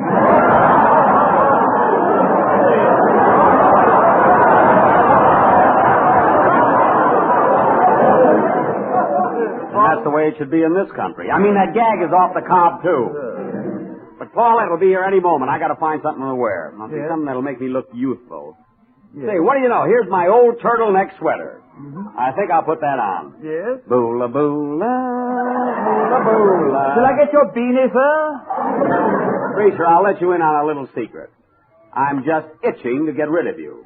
Well, don't scratch till you've paid me. Oh, I'm going to get tea ready for Miss Goddard. The help nowadays. Why did Rochester have to leave me? He was so loyal, so understanding. See, maybe I could get him back. Where's the number of that club he's always hangs around? Oh, yes, here it is. Hardway 63320. Hello, this is the Curfew Shall Not Ring Tonight Social Club. Oh, is there a fellow there by the name of Rochester Van Jones? Yes. I'd like to speak to him. This is Jack Benny. Just a minute. Hello, Mr. Benny. Hello, Rochester. Now listen, Rochi. This preacher is driving me crazy. Mr. Benny, shall we have crumpets with the tea? Uh-oh. Yes, of course. Now, Rochester, I'm willing to let bygones be bygones. I'd like very much for you to come back to me. Speak up, Mr. Benny. I can't hear you. I can't talk very loud, Rochester. Creature's still snooping around. Gee, I wish you'd come back. Well, frankly, Mr. Benny, the financial aspect of my association with you was getting gloomier and gloomier. But, Rochester, money isn't everything. No, but it's a great buffer against poverty. But, Roch, even Shakespeare said, he who steals my purse steals trash. Yeah, and he who finds your purse is a bird dog. And by the way, you still owe me 3 months back trash. Oh, we'll iron that all out. Won't you come back? I don't know. Labor depresses me. I'm surprised you, Rochester. After all, hard work never killed anybody. True enough. But wrestling is responsible for even fewer casualties. Well, I'm not going to beg you. Uh-oh. Here he comes again. Pardon me, but who are you talking to, Mr. Benny? Oh, nobody. I mean, it's just an old girlfriend of mine, Agnes Grotch. Well, goodbye, Agnes. Goodbye, Mabel. After all I've done for that guy. Oh, there's the doorbell. It must be Paulette. Shall I let her in, Mabel? No, Preacher, I'll do it. see Paulette. I wonder what she'll say when she sees me in my turtleneck sweater.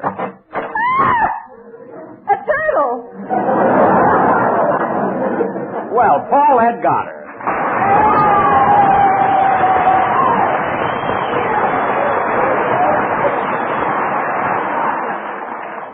Well, I'm glad you could make it, Paulette. Gee, you know, every time I see you, it adds 10 years to my life.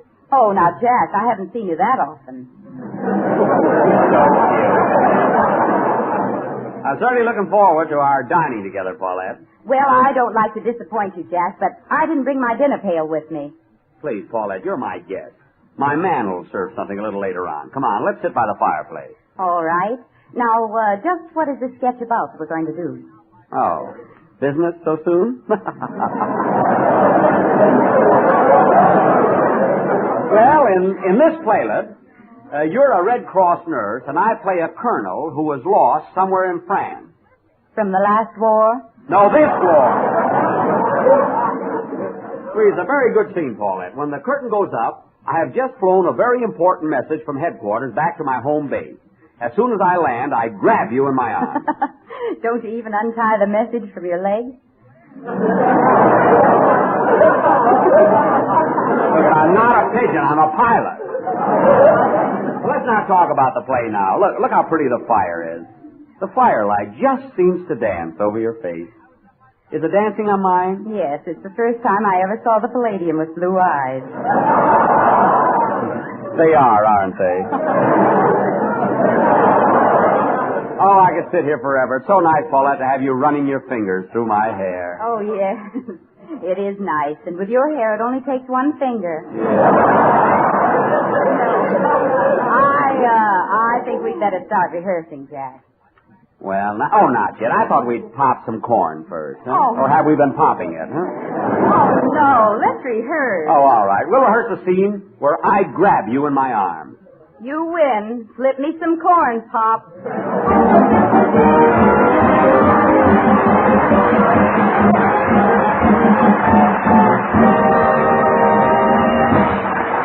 And here are G.I. Journal's four-star vocal reporters for this week's request page. The King sisters, Alice, Donna, Yvonne, and Louise, with a song for the 11th Airborne. Sometimes I wonder why I spend the lonely night dreaming of a song, a melody that always haunts my reverie, and I am there alone with you. When our love was new, and each kiss an inspiration,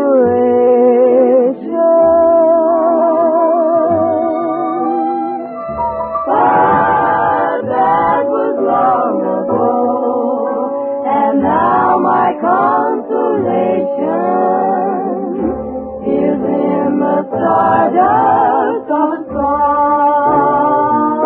And there beside a garden wall, where stars are born, you are in my arms, my arms. The nightingale tells a fairy tale of paradise where roses bloom. Though I dream in vain, within my heart it will remain a stardust melody, the memory of love's refrain, a melody that haunts me night and day,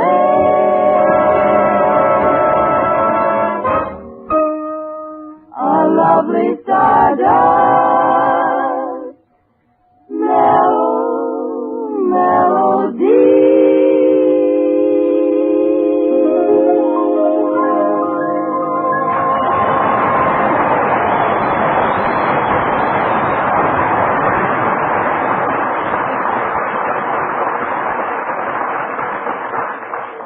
Well, the popcorn's all gone, Paulette. Let's get started with our little love scene, shall we? All right. And remember, Paulette, this is very romantic.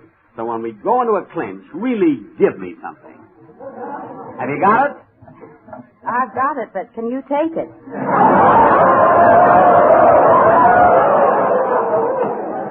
Oh, sure. Hand me my vitamin pills, please. Here you are, sir. And happy landing, Colonel. What a louse. Oh, now, Jack, don't take too many vitamins. After all, I'm just a helpless little girl. You are? These are the noisiest pills. Well, let's go. Jack, let go of me. Why, you mad, impulsive boy. Gosh, I'm a mad and impulsive boy, and you're a helpless little girl. Wow, aren't you excited, Paulette? Well, no. I'm not getting much of a buzz myself, sir.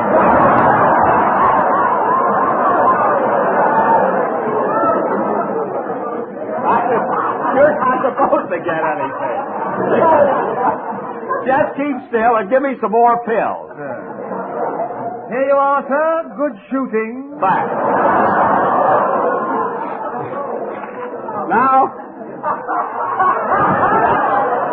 Now remember, Paulette, I'm a young Army colonel separated from my outfit. You're the beautiful nurse I find in a deserted farmhouse. Suddenly I recognize you as my childhood sweetheart, and the reunion is very tender. I fall into your arms. Well, now, wait a minute. The script says that I fall into your arms. I know. I changed that. You see, in a love scene, I like to keep my hands free.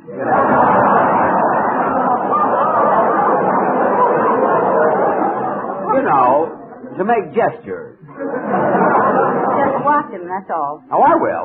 Now, as the scene opens, the young colonel, that's me, enters the farmhouse. I open the door.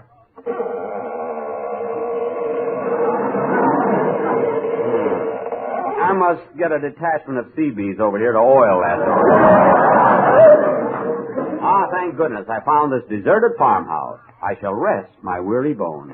So this farmhouse isn't exactly deserted, Colonel, sir. Oh, then the heck with my weary bones. Why, it's a nurse. Yes, sit down and we'll rip open a Band-Aid. Say, isn't your name Minnie Gloggenhager? Yes. Well, isn't your name Herman Huckledinker? Yeah. Gosh, imagine finding a Gloggenhager way over here. And who would have ever thought that I would bump into a Huckledinker? It's a small world, Minnie. Gee, I'm thirsty. Well, I saw a cow when I came in. Creature, you be the cow.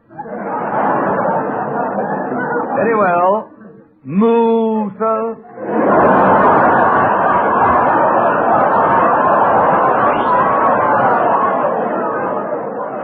Look, don't be such a cultured cow. Just move. That's it. Oh, that's the door. What can that be? Oh, that must be the technical expert the Army is sending over to teach you how to act like an officer. Oh, good. Let him in. Excuse me, pardon me, is this the home of Jack Mr. Jack are you the Grey Goose of Waukegan? I'm Jack Benny, if that's what you mean. Who are you? Well, I'm Colonel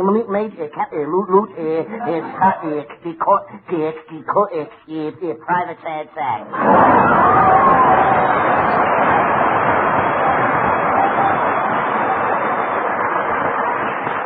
Oh, the sad sack. How'd you happen to become an Army technical expert? Well, you see, the general, my commanding officer, the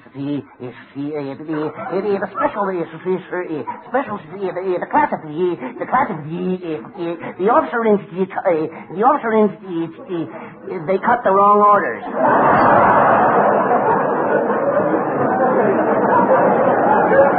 Well, Sack, now that you're here, I'd like to ask you a question. What sort of entertainment do you think the enlisted men overseas like best? Oh, well, they like moving the radio. They like radio They like that. They like to play check. They like dames.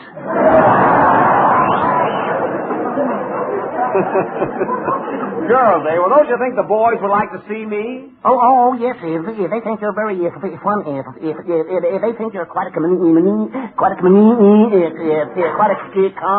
they think you're very amusing, but bring a dame. Well, it just happens that Miss Paulette Goddard is going with me.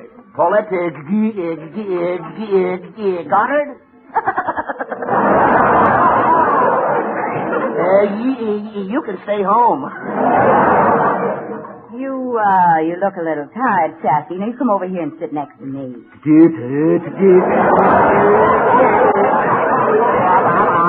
I'll be glad to. Now, just a minute, Paulette. We've got to get on with this play. Here's the place where I take you in my arms and kiss you. All right, come on, let's get it over with. Oh, gee, I could do a bit better than this. I can come here, babe. Oh, Sassy, you great, big, handsome beast. Kiss me. Okay.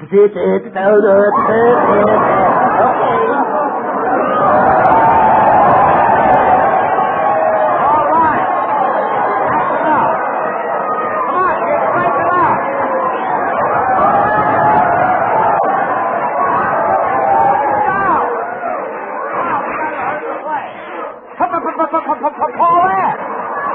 Frank, listen, Frank. I'm the colonel of this place. This is an order. About face! To the rear bar!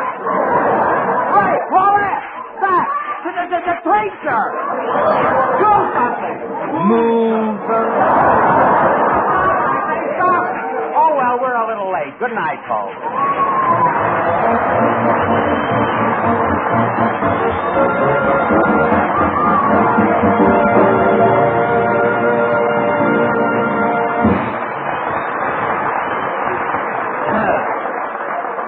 Well, gang, I got a horse there. I see that's 30 for tonight.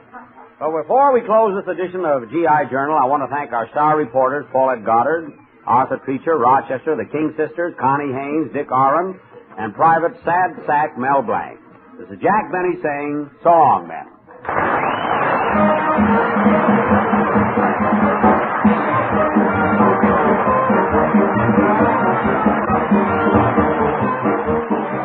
This is the Armed Forces Radio Service.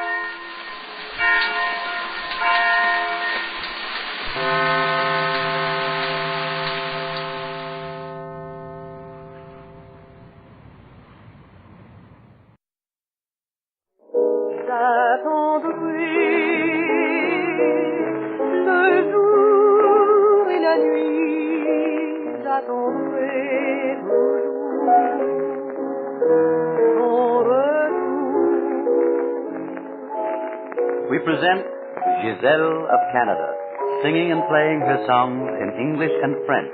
How do you do, ladies and gentlemen? Mesdames et messieurs. Gisele will have as her guests in this series some of the greatest names in the entertainment world. Jack Benny, Ava Gardner, Eddie Cantor, Helen Hayes, Sergei Kuzovitsky, Ozzie and Harriet, Edward Arnold, Bob Hope, Herbert Marshall, Burns and Allen, Ronald Coleman, Joan Fontaine, and Ray Milland. Our first guest is our great, good, gifted, and generous friend, Jack Benny. Well, Mr. Benny doesn't seem interested, Rupert. Jack? Oh, of course he is. Go ahead and sing.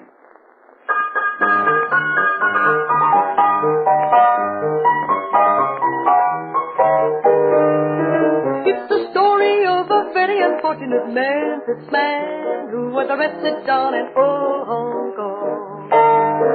He got 20 years privilege taken away from him when he kicked old booze Buddha's gone. And now he's robbing the piano just to raise the price of a ticket to the land of the free.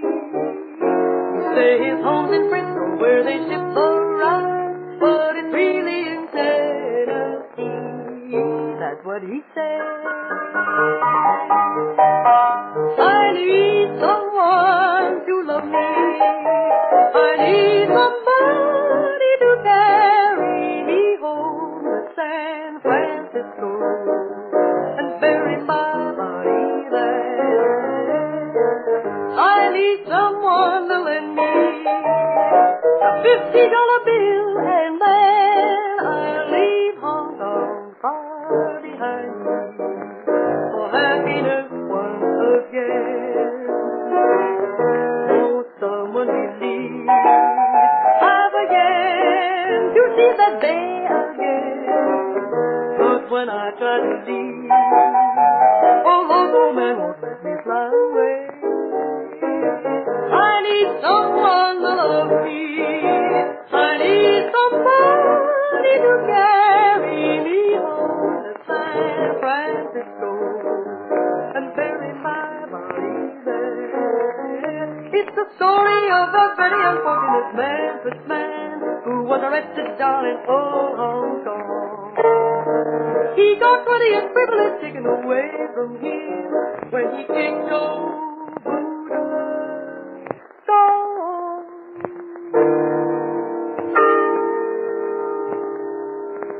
Oh, that was grand, Gisele. Now, but look at Mr. Benny. He's still muttering to himself and counting on his fingers. Try another song, and then I'll see what's on his mind. All right.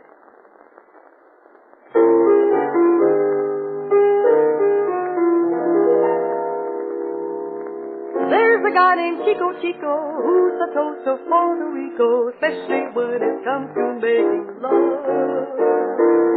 You'll be speaking Puerto Rican, and your heart is sure to weaken when you meet the guy I'm speaking of.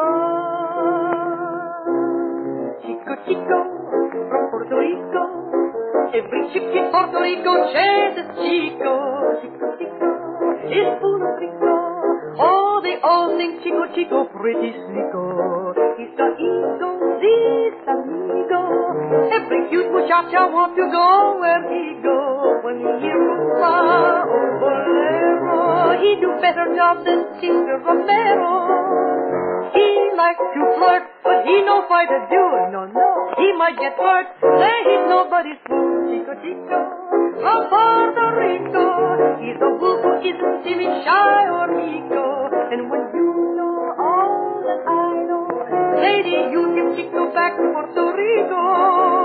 He's not afraid to marry you. Of course, you'll have to wait, cause he can't get divorced. Chico Chico from Puerto Rico. Every chick in Puerto Rico chases Chico. Chico Chico is full of Rico. Oh, they all think Chico Chico pretty Chico. He likes to kiss and say romantic words after you miss some money from your bird. Chico Chico from Puerto Rico. He's a wolf who isn't timid, shy, or meeko. And when you know all that I know, lady, you'll get Chico back to Puerto Rico. Now, let's see. New York has a population of about... Why so thoughtful, Jack? Don't you like Giselle's song? Oh, yes, they're great. But I had a business matter on my mind. Canada's a very big country, isn't it, Rupert? Canada? Yes, indeed. And a good investment field? One of the best, Jack. You know, they tell me $5 billion American dollars are working up there now and sending home dividend right on the nail. $5 billion? Do you think there'd be room for any more? Oh, sure. Jack, you don't mean you're thinking of investing money up there? Well, I'm considering it. Great idea, Jack. You couldn't do better. What are you interested in? Well, money. Yes, but how do you want to make it? Now, let's see. Take their newsprint industry. They produce 4 times as much newsprint as any other country in the world. Then they're the world's largest producers of nickel, platinum, asbestos. You don't say. Sure. And they're right up at the top in copper, zinc, silver, lead, and gold. Gold, Jack. Think of it. I am. Then you take the Athabasca tar sands in Alberta. There's more oil in them than there is in all the rest of the world's fields. 250 billion barrels, they say. That's a lot of oil. And all the water power you'd ever need. Jack, you couldn't find a better place than Canada to have your money go to work for you. Yes, I'd like to give it a lot of healthy outdoor exercise. In a gold mine or an oil well. Sure. Or put it into a factory. Jack, can't you see your name up in lights over a big factory? The Jack Benny Manufacturing Company, in letters 7 feet high, 10 feet, 15. Jack Benny Manufacturing Company. 15 feet high. Rupert, it's an idea. I think I'll do it. Good. Now, you take $1 million or so? $1 million? I figured on starting a little more conservatively than that. All right, say 100,000. Well, 10,000, no? I was thinking of something really conservative. Say about... Well, say it, Jack. Well, sort of like opening a savings account. But, of course, I'd go higher than $1. Say $1.50. Oh, say $1.35. I see. Well, Jack, you go ahead. They're just as glad to see the small investors as the big ones. Only you better make some inquiries. You don't want to take a wild plunge. No. I wonder if Gisele could give me any advice. Well, I don't know how she is in these big business deals, Jack, but she certainly must be an admirer of yours.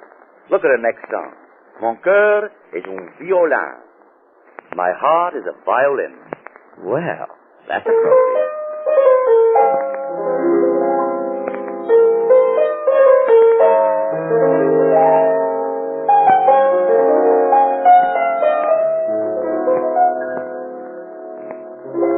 Mon cœur est un violon sur lequel ton archet joue et qui vibre tout du long appuyé contre ta joue. Ton douleur est gai comme un repas de folie. Ton douleur sont fatigués traîne avec mélancolie.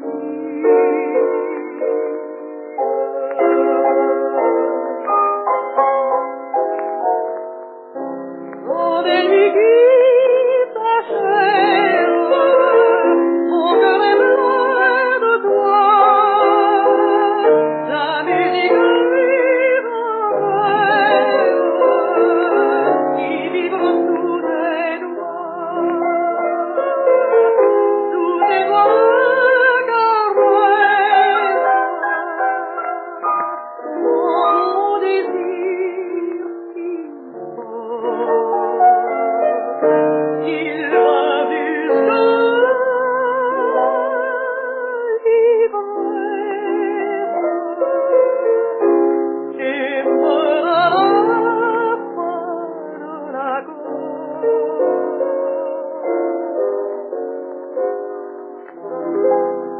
mon cœur est un violon sur lequel ton archet joue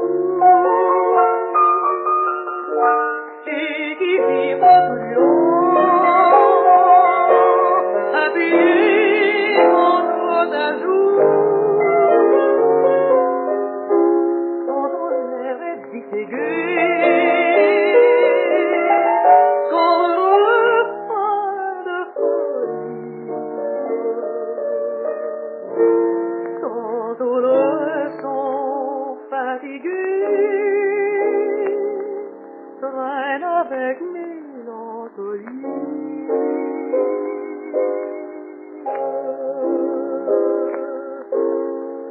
Et vibrant de l'unisson, mon cœur est un violon.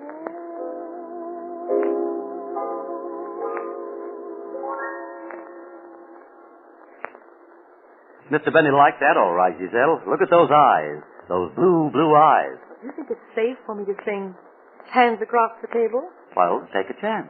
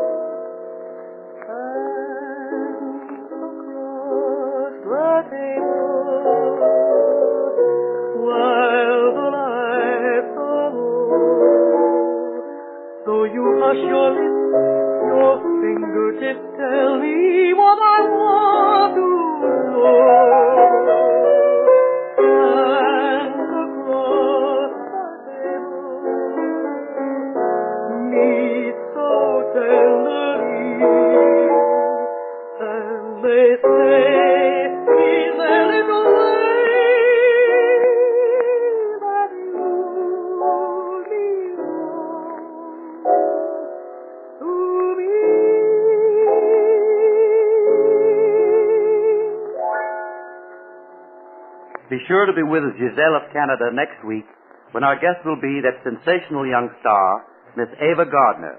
This is Rupert Lucas saying au revoir.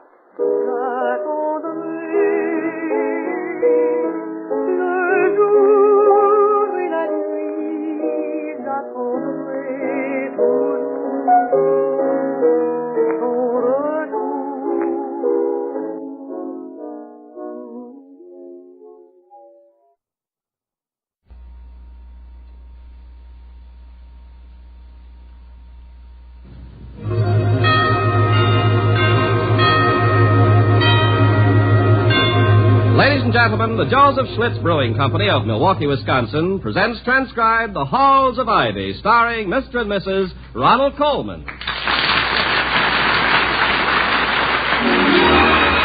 I was curious. I tasted it. Now I know why Schlitz is the largest selling beer in America. No wonder it's the beer that made Milwaukee famous. If you like good beer, you'll find it pays to be curious and learn about Schlitz for yourself. And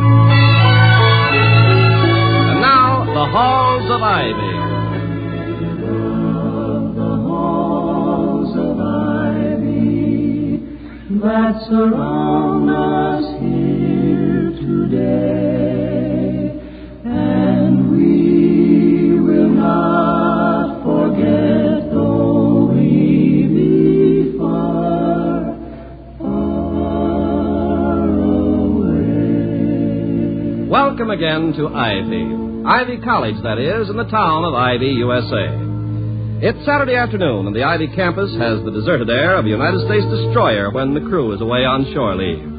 But there are two still on deck, Commodore William Todhunter Hall, otherwise known as the president of Ivy, and his good mate, the former Victoria Cromwell of the English Theater.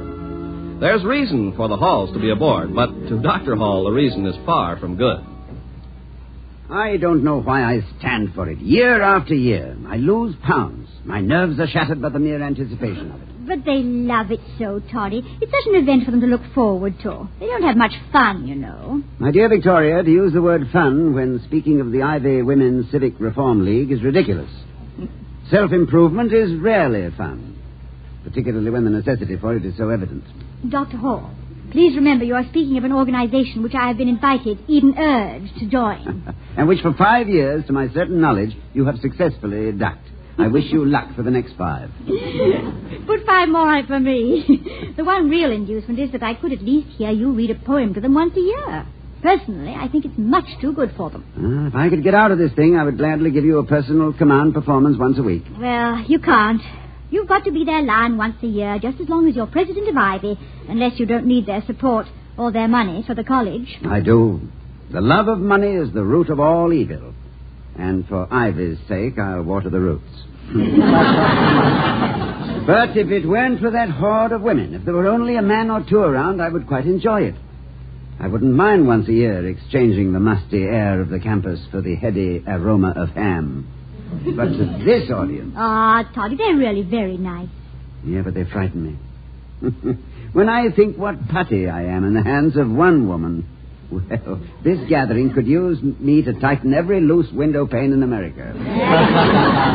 You just got opening night jitters. You think that after appearing before the Women's Civic Reform League 8 years in a row, I'd be a seasoned performer by now? Yes, too bad you can't have a line of dancing girls for support. Yes. Most attractive.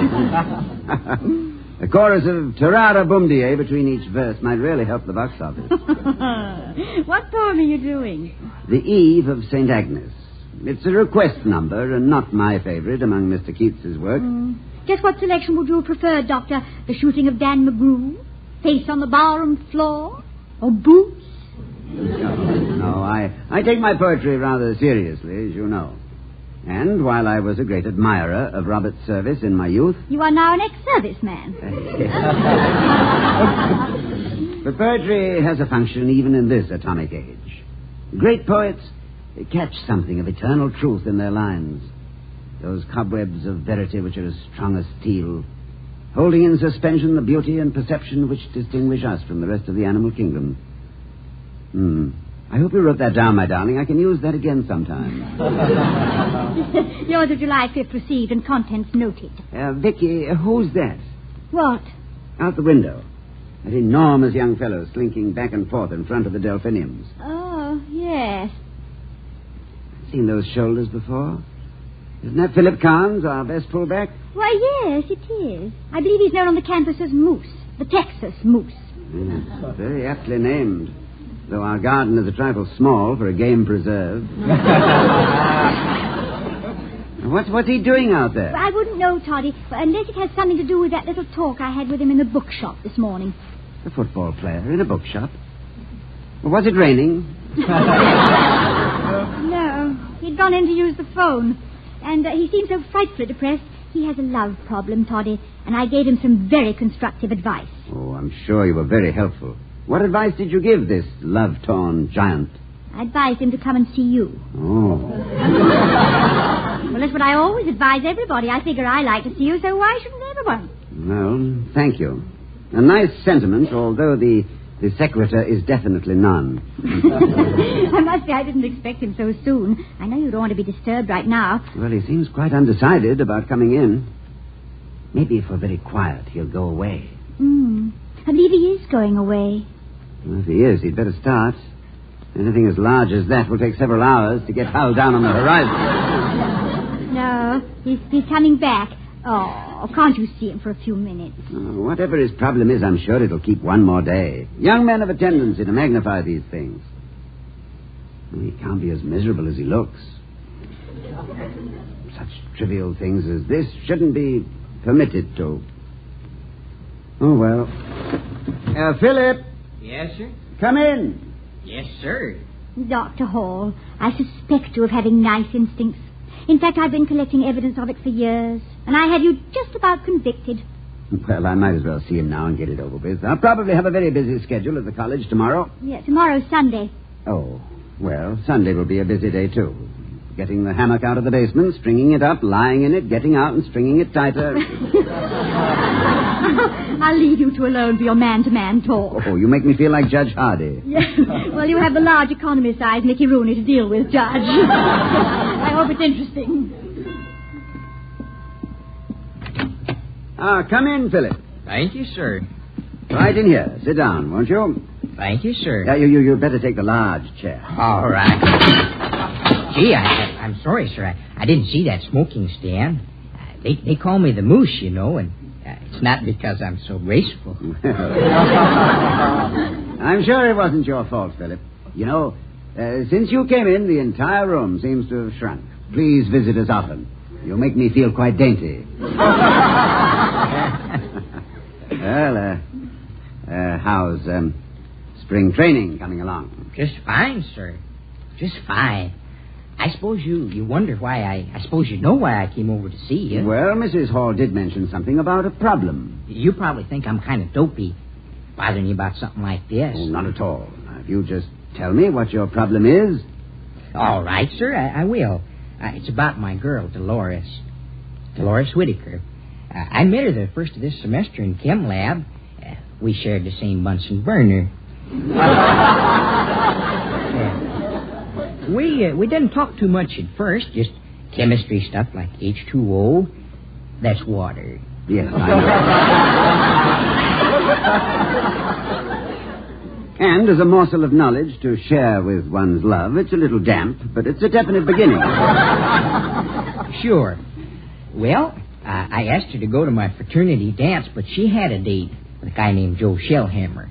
You know Shellhammer, he's a tennis player. He saw us flapping around in white flannels. Well, I didn't like to ask her to break a date with him. But on the other hand, if she did go with Shellhammer... Philip, I don't mean to rush you, but couldn't we get to the heart of the matter? Oh, yes, sir. Well, anyhow, we've been going steady for the last 6 months. We have our own private code. It's a love code in Latin. Well, Latin is the parent of the Romance languages. And at the age of 12, I furthered my own amours with a species of code in Pig Latin. There's a girl named Wilma Crumb. She's now a police matron. Huh? Oh, yeah. Well, every morning when I pass her in the hall, I say to her, Amo amasamat. And she says to me, Amama samari samant. Oh, yes. First conjugation, present indicative of the verb amo, meaning to love. We've been doing that every morning for 6 months. I say to her, Amo amasamat, and she answers, Amama samari samat. Philip, if you'll pardon my saying so, I not only deplore the monotony of your linguistic exchange, but the nature of your problem still escapes me. Oh, well, here it is. Yesterday, when I said to her, Amo amasamat, she didn't amama samari samat.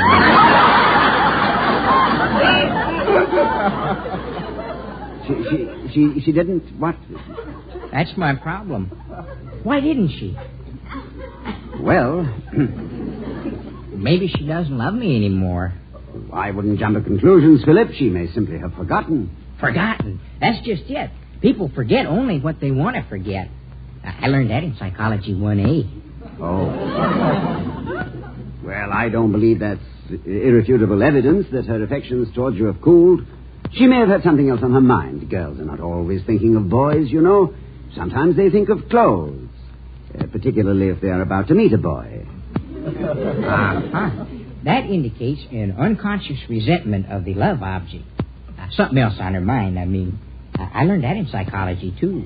Oh, my dear Philip, I'm beginning to think that, like knowledge, a little psychology can be a dangerous thing. The human skull has 7 apertures.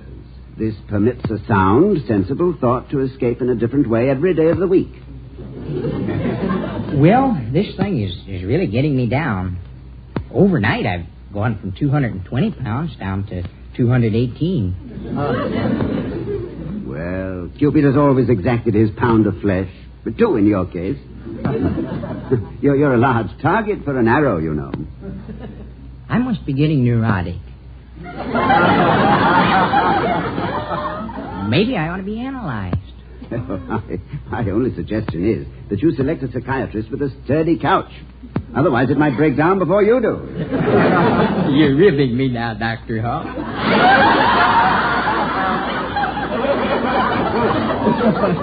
I guess I deserve it. Oh, no, forgive me, Philip. I really want to help you. I know this all sounds pretty goofy, but every morning when I meet Dolores in the hall and she says those few words, it's like telling me she loves me all over again. It makes me feel good. It picks me up for the whole day. I go around saying to myself, Moose, you're a lucky stiff. She really loves you.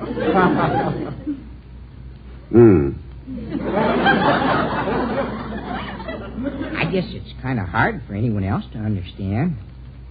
Philip, I'm going to tell you something I've never told anyone before. About an hour from now, I'm going to recite a poem for a local group. Something I do every year. It's not an earth-shaking event, but it's important to the organization which sponsors it.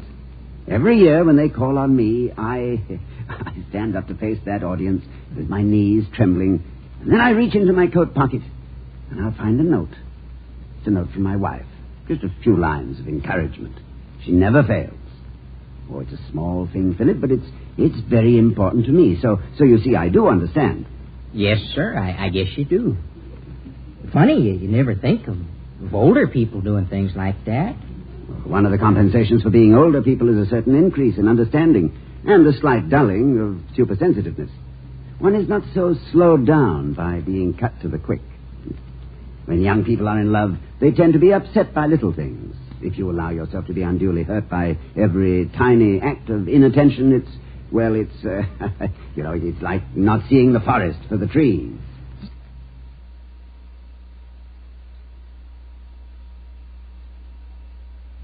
Say, that's a good way to put it. It always has been.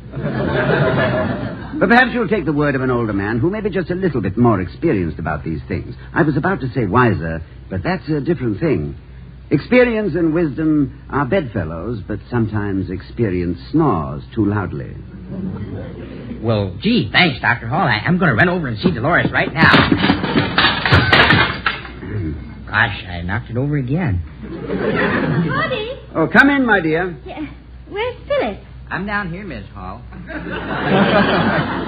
afraid I got ashes all over the rug. I'm trying to brush them off. Oh. Yes, Vicky, you just missed a very thrilling play. Philip straight-armed the smoking stand, reversed his field, eluded the easy chair, then crashed over for a touchdown under the piano. I'm sorry I wasn't here to lead the cheering section. I came in to see what coat you're going to wear today, Toddy. Oh, the dark blue, I think. All right. I'll get it out and give it a good brushing. We can't give the ladies a dusty prep, see? I'll be back in a minute.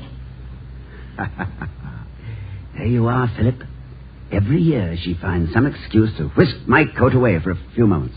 This is when she puts the note in your pocket? This is it. Gee, love is wonderful. Isn't it, Dr. Hall? It is, Philip. You may quote me on that. Oh, not as the author of the statement, but as an enthusiastic endorsement. Well, good night, Dr. Hall, and thanks a million. Not at all, Philip. Good night. It was a lover and his lass with a hey and a ho and a hey nonny no. When birds do sing, hey ding-a-ding-a-ding, with a hey and a ho, I don't know how it goes. My suit ready, Victoria? Yes. And while you're changing, I'll get some tea and sandwiches ready. It won't take long. You just listen for the patter of little caraway seeds. Wonderful. Well, I suppose the note is in the right-hand pocket as you... No. Where's the left one, then? Just so we don't get in a rut. Or perhaps the breast pocket. No, one with the handkerchief. That leaves the inside one, then. As the old saying has it, things are always in the last place you look, because after you find them, you don't look anymore. So Well, she forgot it. This is a novelty. A professor with an absent-minded wife.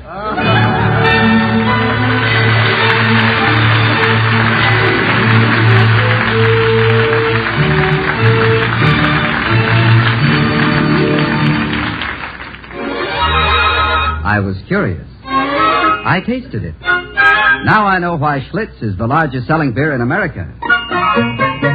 No wonder it's the beer that made Milwaukee famous.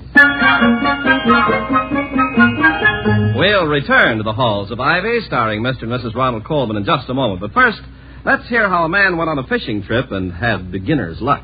Well, it wasn't my idea to go trout fishing. It was Harry's.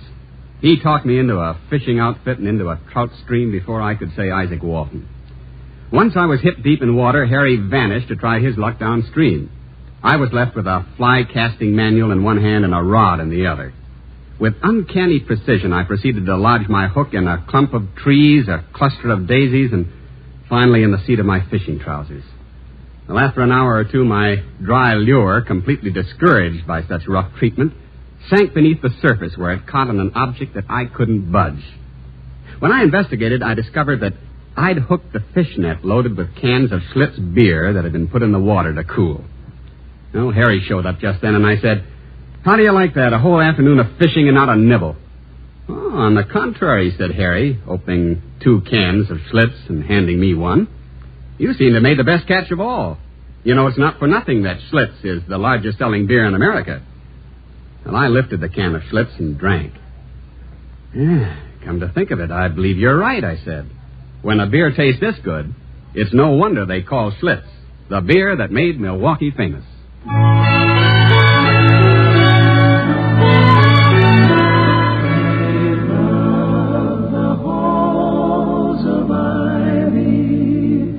That surround us here today.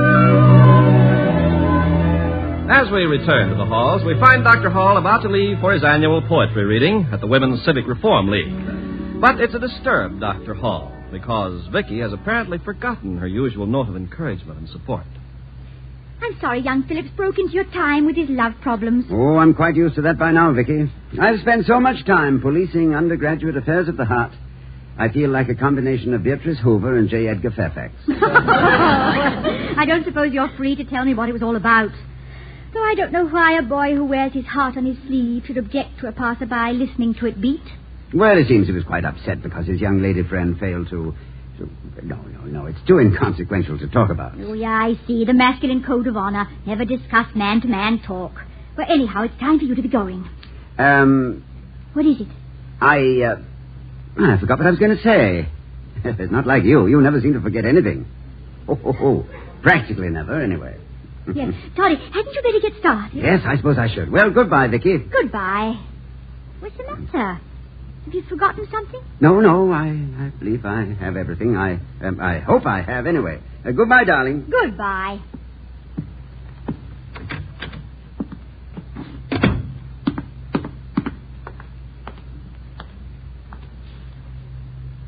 Oh, well. Oh, Toddy. Yes, Vicky. What is it? I almost forgot something. Yes, what is it? Do you have a clean handkerchief? Oh. Yes. Thank you. Goodbye. Oh, well.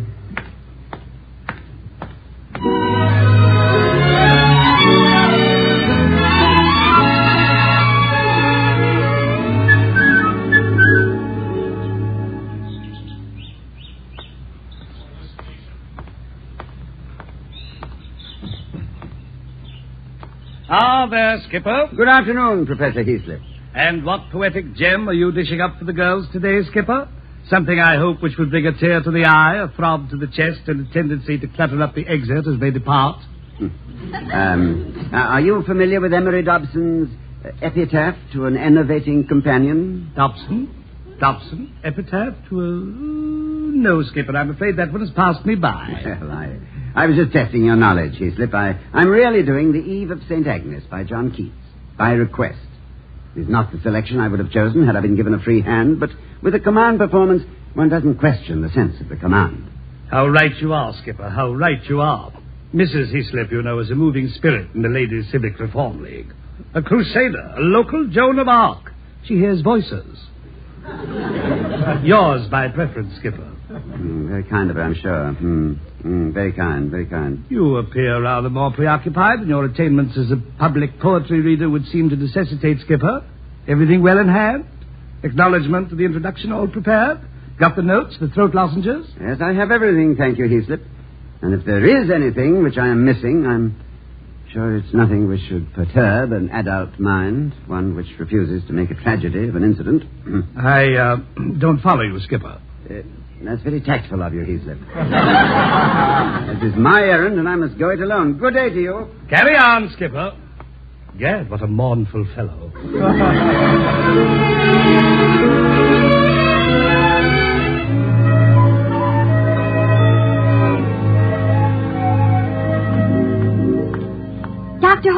Yes? I'm Dolores Whitaker. Oh? I'm a friend of Philip. You know, the Moose. Oh, yes, Dolores Whitaker, of course. Philip told me about the talk he had with you. Thank you, Dr. Hall. Thank you so much. I'm glad if I was of any help. Like you said to Philip, we all have to develop a sense of perspective about these things. When two people have a real relationship, it's silly to be hurt about little things. Yes, isn't it? Quite silly. It's like, well, Philip says it's like not seeing the forest for the trees. And I must say Philip has an ear for a good resounding cliche. Hasn't he, though? Well, thank you again, Dr. Hall. I know Philip will always be grateful for your advice. Jiminy, when I think how a trifling little thing like that might have busted us up forever. Oh, my dear, there's a remarkable thing about advice. It's like bitter medicine. So much easier to give it than to take it. And quite often the advisor should save a big, dripping spoonful of it for himself.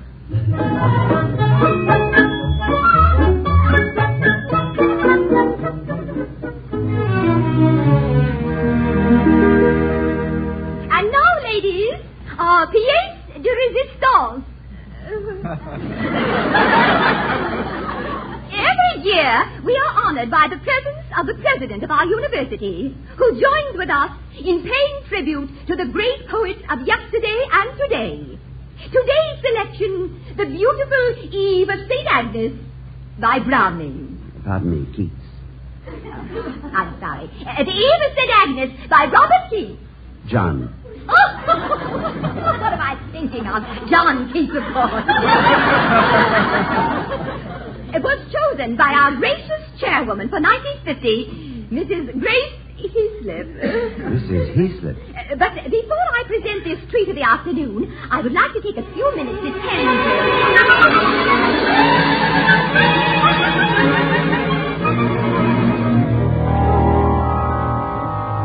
Say, they are frightening, aren't they? And, oh, Vicky, I do miss your notes. It's the first time you've ever forgotten anything like that. Doctor, you dropped something. I beg your pardon, madam? When you pulled out your handkerchief to wipe your glasses, you dropped this slip of paper. Oh, thank you. Thank you, madam. Thank you, Vicky. Oh, not Vicky, Doctor. Helen. Thank you, Helen. Madam. Dear Toddy, do a good show. Thinking of you every minute. Bless you, Vicky. Main purpose of this meeting, ladies. It is my great honor and pleasure.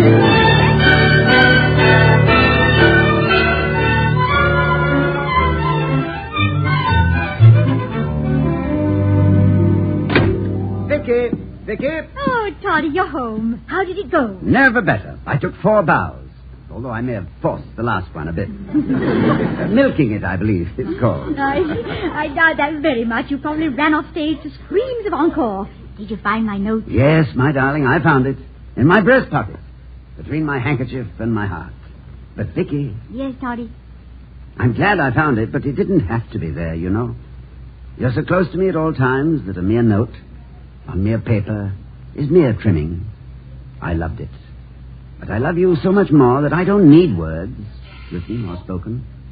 And, remind me sometime to thank the Texas Moose for helping with my education. By the way, do you remember your Latin?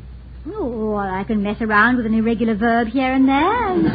I'm afraid if Julius Caesar asked me to lunch, we'd have rather rough going. Why? How about amoa masamat? No, don't rush me, Julius. Yes. A mama's a martyrs a man. Splendid. Vicky, you just made a dead language sit up and smile.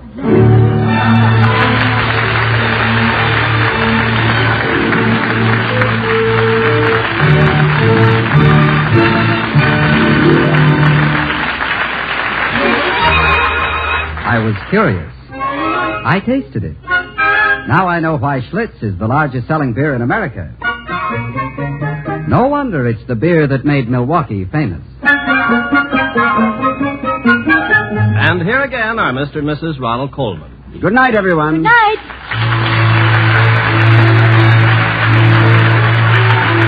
Be sure to see Ronald Coleman's latest picture, Champagne for Caesar. We'll be seeing you next week at this time at the Halls of Ivy, starring Mr. and Mrs. Ronald Coleman. The other players were Ellen Reed, Gloria McMillan, Lois Corbett, and Robert Easton. Tonight's script was written by Gene Stone, Jack Robinson, and Don Quinn. Our music was composed and conducted by Henry Russell.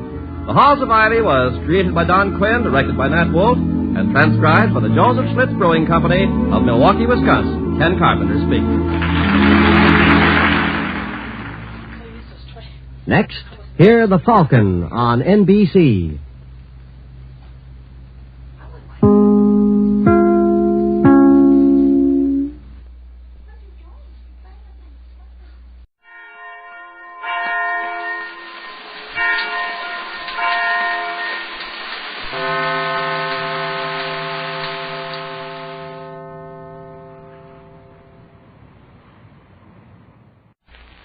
Ladies, this season's two-piece play suits are bolder, briefer, exposing more skin.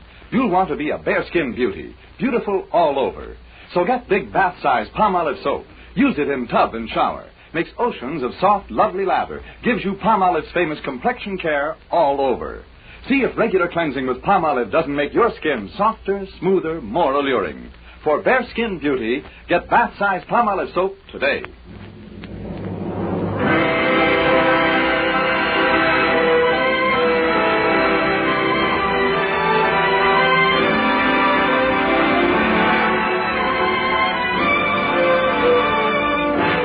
Gentlemen, Dennis Day. Oh, that makes life tingles in your eyes, and the spell of your smile. Dennis Day is brought to you by Colgate Dental Cream and Luster Cream Shampoo. Colgate Dental Cream to clean your breath while you clean your for soft, glamorous dream girl hair.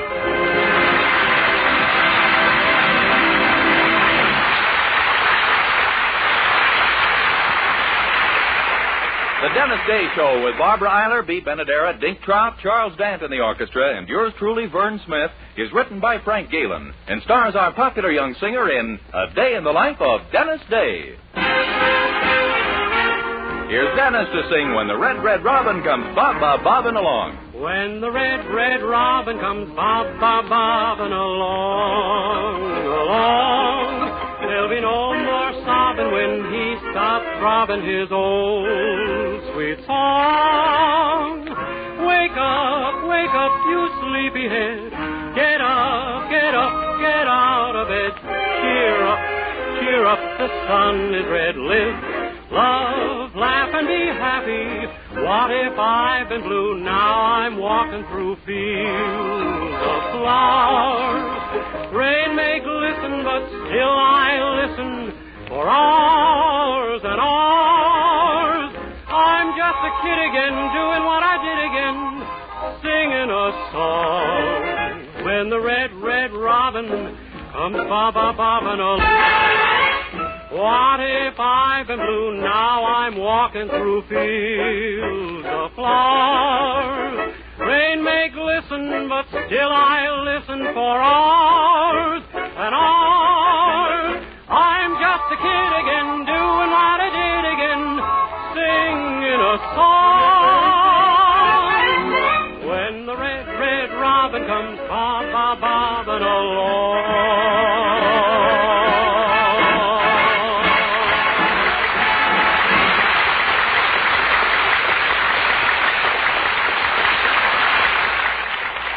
Colgate Dental Cream cleans your breath while it cleans your teeth. No other toothpaste does a better job of cleaning teeth than Colgate Dental Cream. For Colgate Dental Cream has a safe polishing agent that cleans your teeth both gently and thoroughly, brings out their natural sparkle and beauty. You can actually see and feel the difference. And scientific tests prove that Colgate Dental Cream cleans your breath while it cleans your teeth.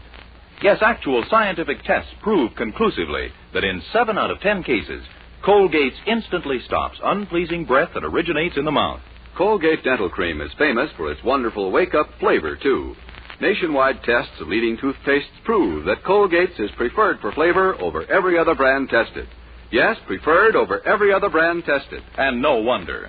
For Colgate Dental Cream is the result of constant effort to produce the finest toothpaste in the world for flavor, for sweetening breath. So see if you don't agree with the millions who have made Colgate Dental Cream America's favorite toothpaste. Try Colgate Dental Cream to bring out the natural sparkle and beauty of your teeth. for a wake-up flavor you'll thoroughly enjoy. And always use Colgate Dental Cream after you eat and before every date to clean your breath while you clean your teeth.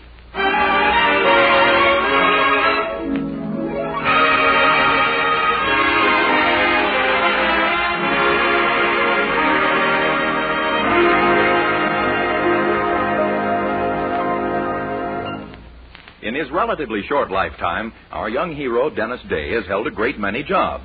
And up till now, no employer has ever accused him of helping business. But things may have changed, for yesterday, Dennis became a clerk in the Weaverville District Telegraph Office. And those who know him say this will not help one business, but two, the post office and the telephone company.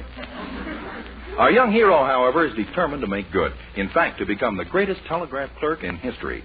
And he's now telling his girlfriend Mildred how he's going about it. You mean you don't send out the telegrams the way the customers write them, Dennis? Oh, I keep the sense of them all right. But you take one of the wires I got this afternoon. George fell off a horse today and broke both his arms. Naturally, a person who receives a message like that is going to be upset, so I try to minimize it. Well, how? Well, I sent it out. George fell off a horse today and broke both his arms, but don't worry. His legs are still working fine. I see. Sure. Things like that are bound to call me to my boss's attention sooner or later. And wait till he hears about my big bargain wire. Your big bargain wire? Yeah. You know those telegrams you send a woman every time something important happens in her life? Well, I made up one wire that covers everything. Saves people a fortune.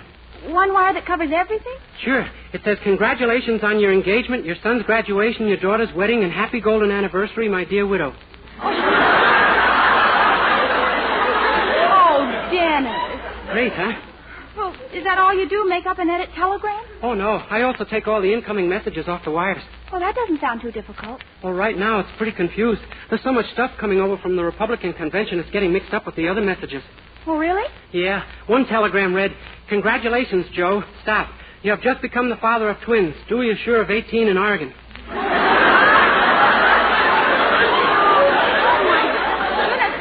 Up. I hope you straightened it out. Oh, sure. I sent Dewey a telegram that he'd had twins in Oregon, that's all. What? And the other wire read, you have just become the father of 18. Joe, stop. Oh.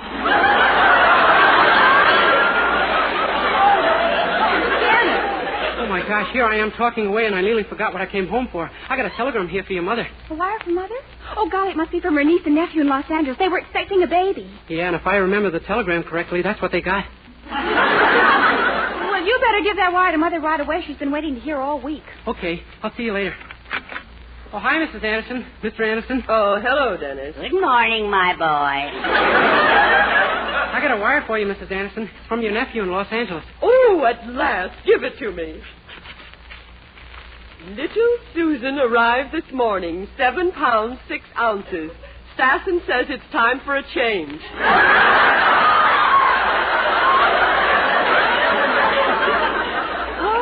Oh, it's that darn convention news sneaking in again. It's just a mistake, Mrs. Anderson. Oh. Well, isn't it just marvelous, Herbert? Bill and Henrietta have a little girl. Yes. I hope they didn't have the trouble that we did when Mildred was born. Remember, for a while, the doctor was afraid he might lose me. Yes, but we managed to pull you through. Oh, my, isn't this exciting? We've just got to buy little Susan things for her layette. Herbert, we'll use the $50 we've saved up. Why, Poopsie, that $50 was supposed to buy that new suit I need so badly. Herbert, you don't want your new little grandniece to go naked, do you? She'll attract a lot less attention that way than I will.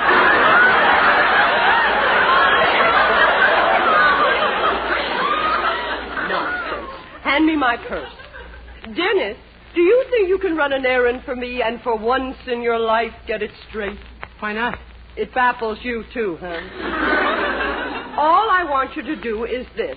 Take the time and go down and with a $50 bill to 314 10th Street. 314 10th Street? Yes. It's a new baby shop that's just opened. I'll phone them and order everything and tell them you'll be in with the money. Okay. The address again is 314 10th Street. And it's for Susan Quincy's layette. Can you remember that? Oh, Mrs. Anderson, you know me. This once surprised me. Come along, Herbert. Huh. Always making cracks about me. Thinks I'm some kind of a dope. Thinks I can't remember a simple name like Susan Quincy and a simple address like 310 14th Street. I'll show her someday.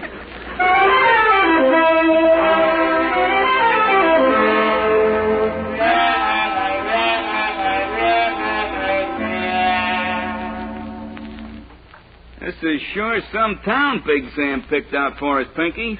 A Bookie could starve to death in a brig like this. Well, keep your shirt on, Duke. Nobody knows yet that we're taking horse bets here. Wait till the word gets around. We'll get action. Yeah, but when is it going to start? So far, we ain't had Hey, anybody here? Gee, could that be a customer out front? I'm here about the layette. Oh, you hear that, Pinky? He wants to lay a bet. Didn't I tell you we'd get action soon? Coming, pal. What can I do for you, bud? This is 310 14th Street, isn't it? Yeah, you're in the right place, pal. Good. Here's the $50. 50, eh? Okay. On who? I beg pardon? What's the name of the entry? Oh, Susan Quincy. Susan Quincy. Oh, yeah, here it is in the form, only it's just listed as Susie Q. Susie Q, huh? Yeah, she's the first at Hollywood. Oh, really? I thought that sort of thing was going on out there all the time.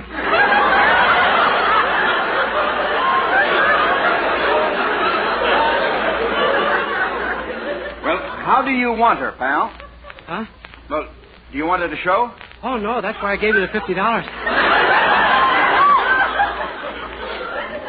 Then you wanted to go on the front end. I wanted to go on both of them. She might get in a draft or something. In other words, you wanted to cross. Sure, cross around everywhere. Personally, I don't think she's got a chance, kid, not with the kind of handicap she's faced with today. Oh, you know her parents? Well, no. She's got pretty good bloodlines. Oh, the best. Her father spent 4 years in Harvard, and her mother came from Wellesley. Harvard and Wellesley, never heard of. Must be trotting tracks.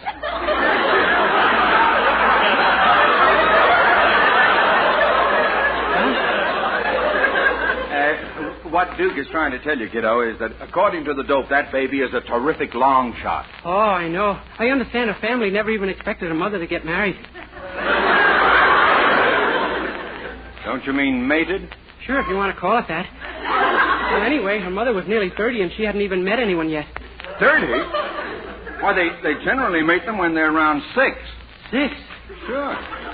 I certainly never heard of anyone waiting past 8 or 9. Gee, I guess I traveled with a...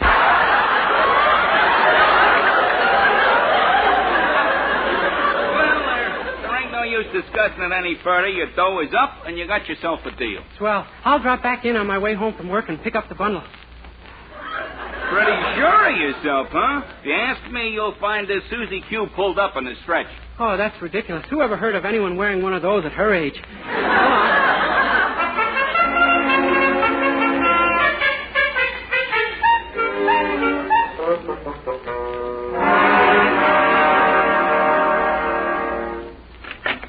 Oh, hello, my boy. Oh, hi, Mr. Anderson. Take care of that layette order for Poopsie, all right? Oh, sure, nothing to it. Those salesmen in that store are two of the nicest fellas I ever met. Fellows? Why, the salespeople in that shop are all women. Oh, really? Gee, they had me fooled completely.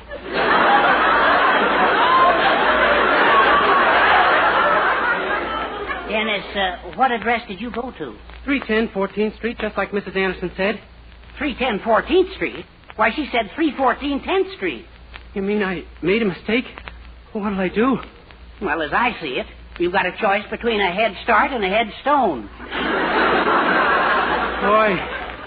What kind of a store was it? Can you describe it? Well, there were just these two men in the back sitting at a desk. One of them was reading a newspaper called The Racing Form, and he was... Oh, my soul and body, Dennis. You gave that money to a couple of bookmakers. Oh, my gosh, and it'll be at least 6 years before little Susan learns to read.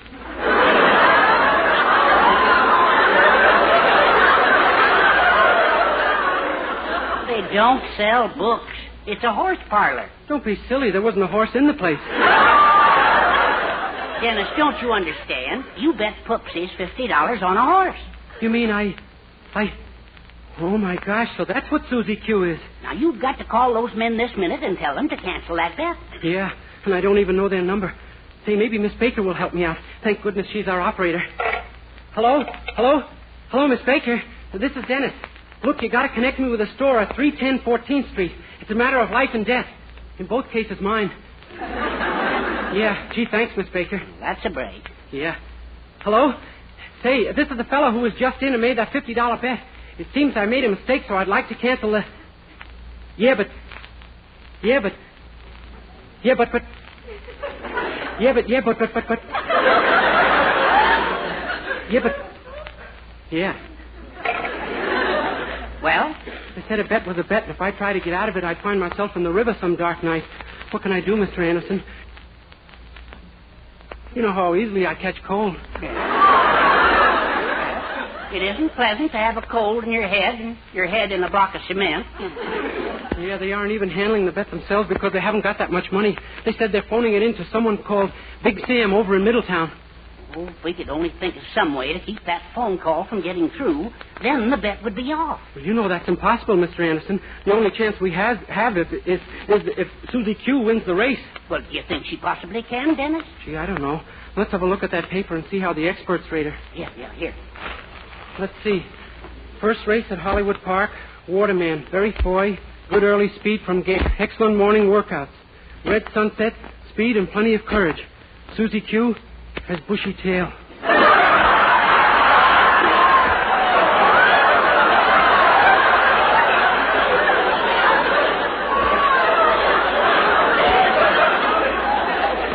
Oh, no. Yeah, and as I just said, our only chance is to keep that phone call from going through.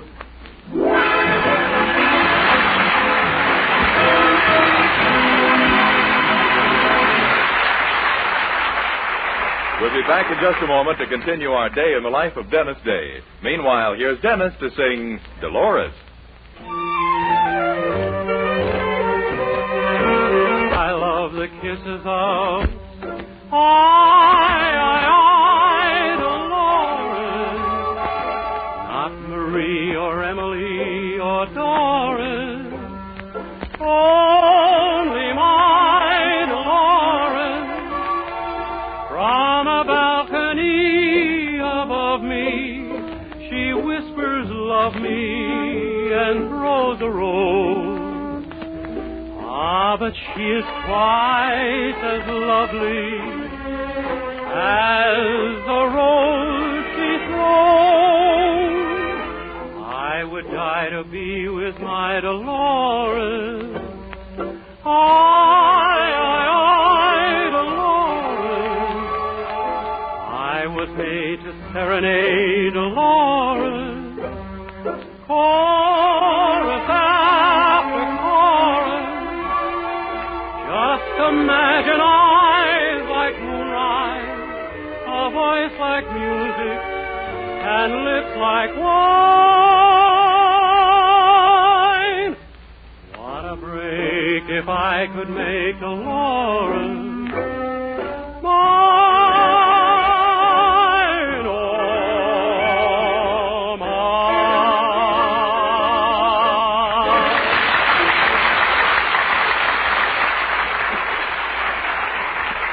It started when Mrs. Anderson gave Dennis $50 to buy a layette for her grandniece, and he bet it on a horse by mistake. Now the only chance he has is to keep the bet from being phoned into the bookie in Middletown. Luckily, his spinster friend, Miss Baker, who has quite a crush on him, is the local telephone operator. So Dennis has just dropped down to the exchange to see what he could do about tying up the phones. Why, Dennis, what are you doing here? Oh, I just dropped in to thank you for getting me that number, Miss Baker. It sure was nice of you. Oh, it was nothing. Sit down, darling. Sit down. Right here on this stool. But you're already sitting on it. Yes, I know. Miss Baker, please. This is a place of business. Of course, and that's just what I mean. Come on, you gorgeous thing. Oh, now, Miss Baker, I'm no different than hundreds of other attractive men, and you know it. Oh, but you are. If I had a dozen boyfriends, I'd look at you the same way. Really? Yes, of course, I might be a little more relaxed about it. Come on, sit down here. Oh, no. Gee whiz, you get me all embarrassed. You're not embarrassed about sitting on that little Mildred Anderson's lap. I saw you last night. Miss Baker, you've been spying again. Oh, I have not. I just happened to be walking past your keyhole on my knees.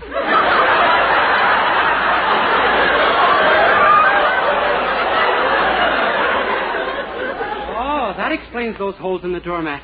Well, I can't help it if I'm a little jealous. You've never taken me out even once since we met. Well, would you like a date with me tonight? Tonight? Oh, Dennis, do you mean it? Sure. Why don't you run over to the beauty parlor and get yourself all fixed up? I'll run your switchboard for you. Oh, you mean right now? Oh, why wait? If you want to look attractive, you better start pretty early. Oh, but Dennis, I can't be... Oh, just a minute. I'll take this call. Hello? Middletown? Yes, sir. Middletown, quick, Miss Baker, to the beauty parlor. Hurry before they run out of eyelashes and hips and things. Quick. But Dennis, I have to... Go ahead, I'll take this call. Hurry, you're no date. Oh, well, all right. Here, take my headset. I'll see you later. Okay. Oh, my gosh, I gotta stop this call from going through. If he gets to Big Sam... Hello? Just want your number, please. Yes, I want Middletown 333. Middletown 333? Yeah, 333. That number has been changed to Middletown 334. Okay, then give me Middletown 334.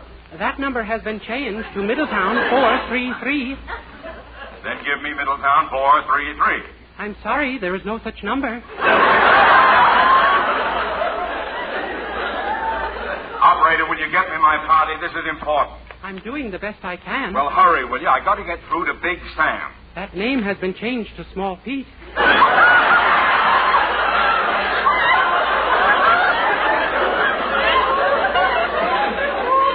Has not. I want Middletown 333. Do you understand? Yes, sir. I'm connecting you with Pulaski 333. I don't want Pulaski. I want Middletown. Middletown. That name has been changed to Cincinnati. I want Middletown 333. Can't you get that through your head? Yes, sir. I'm ringing Hoboken 999. You've got the wrong number. Oh, I'm sorry. I'll hang up. I mean, I got the wrong number. Okay, then you hang up. Please, operate. I want Middletown 333. Please. I will connect you. Thank heaven. Here is your party. Hello, Big Sam? I'm sorry, your 3 minutes are up. What? Kindly deposit $87 for 3 more minutes. Never mind. I'm going down to the telegraph office and send a wire. Goodbye. Oh, my gosh, the telegraph office. Where's my hat?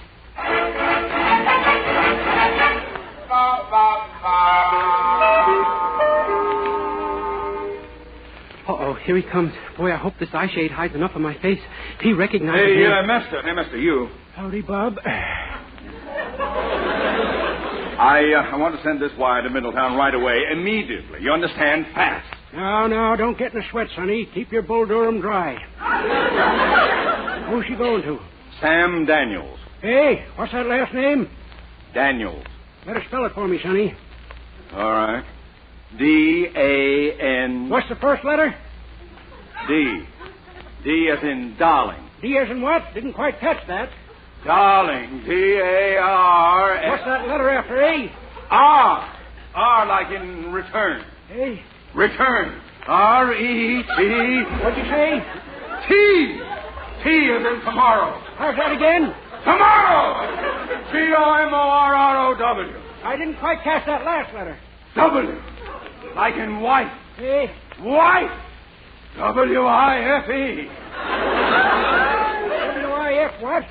E. Like in elope. E-L-O-P. Did you say... No, P like in plumber. Oh, plumber. Now I got it. I'll read your wire back. What wire? Darling, return tomorrow. Wife eloped with the plumber.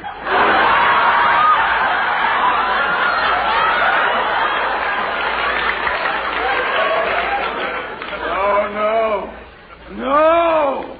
Want to send it a straight wire or a night letter, sonny? I don't want to send it at all. I'm taking the next train out of here and talk to the man myself.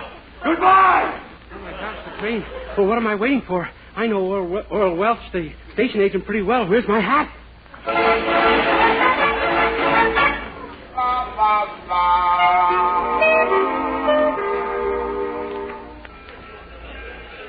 Hey, are you the ticket agent? Yep, here I am. Give me a ticket to Middletown, quick. I want a ticket to Middletown.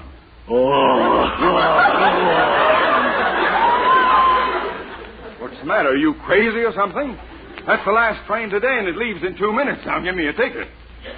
What you going to Middletown for? See the barbecue show? none of your business. I went to the barbecue show once, caught an awful cold. Look. The fellow in the back of me kept yelling, take it off. I didn't want to disappoint him.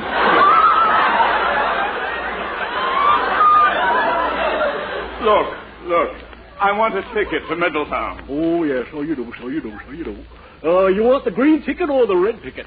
How do I know? Does it matter? Nope, they're both the same. Then give me a green ticket. A green ticket with a blue suit?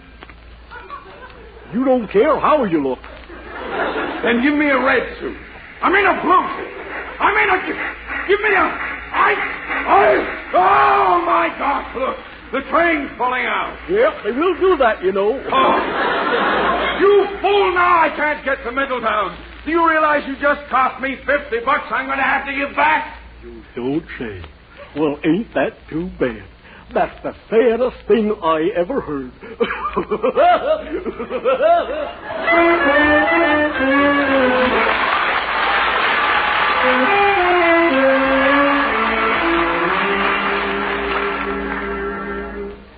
And he returned Mother's $50 to you, Dennis? Sure, the bet was off. I outsmarted him. But I still may be in trouble with your mother, Mildred. I found out something when I got back to the telegraph office this evening. What? Well, I found out that... My gracious, did you children see the evening papers? No, why, Mother? Oh, if only I'd played a hunch today. Huh? Well, what do you mean? Well, this morning Susan Quincy was born, and this afternoon a horse named Susie Q won at Hollywood Park and paid over 200 to 1. Mildred, if you want to shoot me, I'll be glad to write a suicide note. Oh, my golly, is that what you meant you found out at the telegraph office? No, I didn't know about that. But I found out that I delivered the wrong telegram to your mother this morning. What? Yeah, the wire I gave you was supposed to go to Mrs. Wilkins down the street. It was her sister that had the baby, only in Chicago, not Los Angeles. But then what did my wire say? I'd rather not read it to you. Dennis Day, I want to know what was in that wire. Well, it says, just got a sure thing tip on a horse. If you have any spare cash, take it all and bet it on Susie Q in the first race at Hollywood. Sign your nephew, Bill.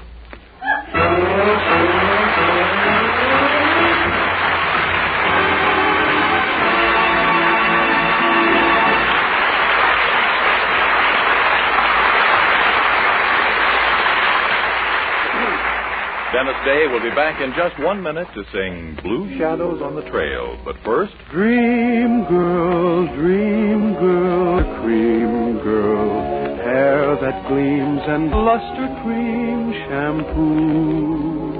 Yes, for soft, glamorous dream girl hair, try Luster Convenient tubes or jars, whichever you prefer. Luster Cream, the new three-way loveliness. Fragrantly clean, glistening with sheen, soft, easy to manage. Not a soap, not a liquid, but an utterly new, rich lathering cream shampoo. A blend of secret ingredients plus lanolin. 4-ounce jar, $1. For jars, 49 and 25 cents. Be a dream girl. A lovely dream girl, beautiful luster cream girl. You owe your crowning glory to a luster cream shampoo.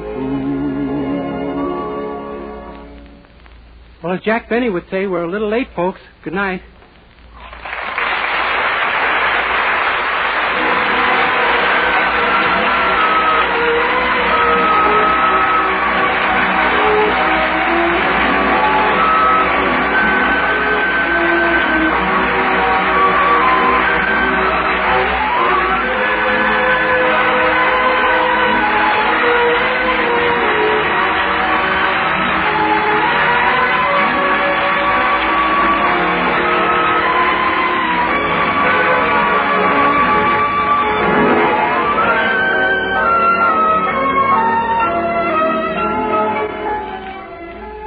Next week, tune into another Dennis Day show brought to you by Colgate Dental Cream to clean your breath while you clean your teeth, and Luster Cream Shampoo for soft, glamorous dream girl hair.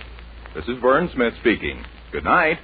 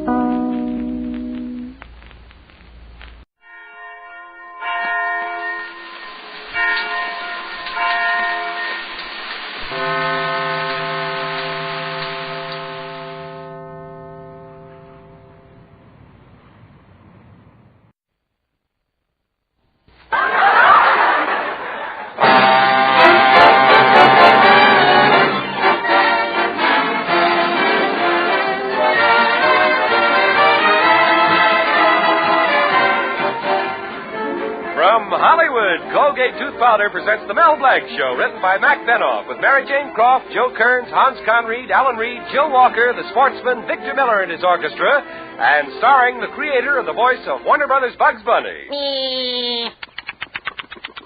What's up, Doc? Yes, Colgate Tooth Powder for a breath that's sweet and teeth that sparkle brings you The Mel Blanc Show, with Mel playing his new character, Zookie. Hello, everybody. Hello, everybody. Hi. And starring himself in person, Mel Blanc. Hi, folks. Ugga, ugga, boo, ugga, boo, boo, ugga.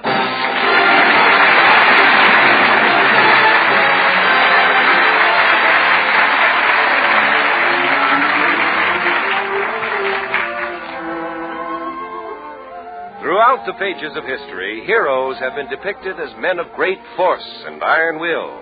However, even great men are human, and it is their little human characteristics that prove their greatness. For instance, in 1491, Queen Isabella said, Christopher, will you put down that globe and pay some attention to me? Nothing doing. Not until I find a new route to the Indies. And in 1775, on a cold, bleak day, Martha Washington said, George, come into the house. It's cold. Nothing doing. Not until I win this battle of Valley Forge. And today, in the home of Betty Colby, Betty speaks to another great man, her boyfriend, Mel Blanc, and says, Mel, come down off that chandelier. Nothing doing. Not until that mouse is gone. Well, the mouse got tired of waiting, so he left. Mel came down, and just before he and his girlfriend Betty left for the picture show at the Bijou, Betty said, Oh, Mel, you're such a coward, afraid of a mouse. I am not a coward. I never told you about the time I was held up in my fix-it shop. I said to that crook, all right, put your gun on the table and scram. And what did he do? He told me to go jump in the lake. Well, what happened? I don't know. When I got back, he was gone. Now, you're just a weakling. Oh, is that so? I'm tired of all this talk. The next one who calls me on the telephone is going to get it from me. I'm going to tell him off. I don't care who it is. Answer that, Betty. Huh? Oh, all right, I'll answer it. Hello, Betty Colby's house. What? Now, listen, fathead. I don't want to be bothered with you. If you call up again, I'll beat your brains out. Do you hear? I'll come over there and mop up the floor with you. Goodbye. Well, who was it? I don't know. She didn't say. And that's only the beginning, Betty. I'm going to be big. Get my name in the papers. How? Working in your fix-it shop? You'll never get your name in the papers by fixing things. Oh, no? What about those New York gamblers? Betty, I'm going to do big things in this town. I'm going to get in who's who. And everybody in town will say, there's Mel Blanc. Who's who? We knew him when he was what's that? Well, you're certainly talking differently, Mel. Maybe now Father will begin to respect you. And as far as your father's concerned, Betty, there's going to be a new deal. From now on, I'll show him who's boss. Hello, Betty. Hello, Mel. Hello, Father. Hello, boss. Mel Blanc, what are you doing here in the parlor with my daughter, Betty? Well, as a matter of fact, Mr. Colby, we were just leaving for the movies. Now, listen, you giggling idiot. Before you go, I want to talk to you about that electric fan you fixed. I put it up in my supermarket this afternoon. Well, did it go fast enough? Fast enough? I hung it up right over the apples, pears, bananas, and plums. Well, what happened? I got a market full of fruit salad. Well, gosh, Mr. Colby, I'm sorry. I meant to do well. Oh, Father, this loaf of sliced bread you brought home, you know something? There's a slice missing. Slice missing? That's funny. I had a few complaints at the store about the same thing today. Oh, well, it's probably nothing. Nothing? A slice of bread missing from every loaf, and you call that nothing? Betty, keep your hands off that wrapper. What's the matter? We'll need it for fingerprints. The bread maniac is on the loose again. Oh. Now, the first... Oh, Blanc, you idiot. Keep out of this. Mr. Colby, stealing bread is serious. You're not dealing with an ordinary criminal. This man's a bread napper. Yeah, who knows how far he may go? What do you mean? Why, tomorrow we may be siphoning the custard out of your chocolate eclairs. Now, stop being so silly. It's only a slice of bread. Betty, you think I'm a coward. Well, I'm going to show the both of you what a big man I really am. Oh, you idiot. Forget it. You hear me? Yeah, we've got to head him off. This thing is too big for the local police. I'll go to the FBI. I'll go to the Army. I'll go to the Navy. I'll go to the president. Mel Blanc! I'll go. Oh, Betty, you coming? No, Mel, you go on ahead. I'll meet you at the movies. Huh. Go on alone. She thinks I'm afraid. I'm not afraid. I'm going to solve that bread case. Guy may be very tough to catch. By now, he may be sticking the white bread under a sun lamp and selling it as pumpernickel. Uh-oh, there's Professor Potchnick, piano teacher. Hey, Professor Potchnick, wait for me. Hello, Mel. Professor, what are you laughing at? I just came from the movies where I'm seeing that Bugs Bunny. Is he funny? The way he says, what's up, comrade? Professor, don't tell me about the picture. I'm going to see it with my girl, Betty. Besides, right now, I've got to find the bread thief. Please allow me to interrupt. Then I saw another picture, Duel in the Sun. So many actors. There's that fellow, not 100% wool. Not 100% wool? Yeah, Joe Cotton. And then there's that Jennifer Jones. Her part I couldn't understand. All through the picture, she is wearing a blanket, so help me, never once went to sleep. But what love scenes I saw, even in the balcony. But in the picture,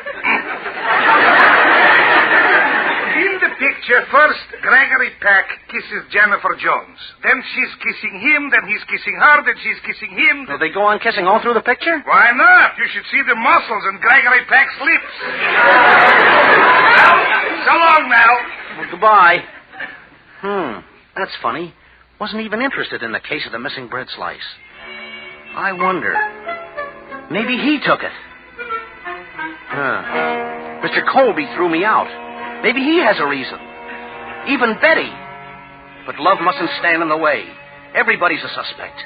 Wait a minute. Mel Blanc, where were you on the night of February the 18th? What am I talking about? I can't even eat bread. I'm on a diet.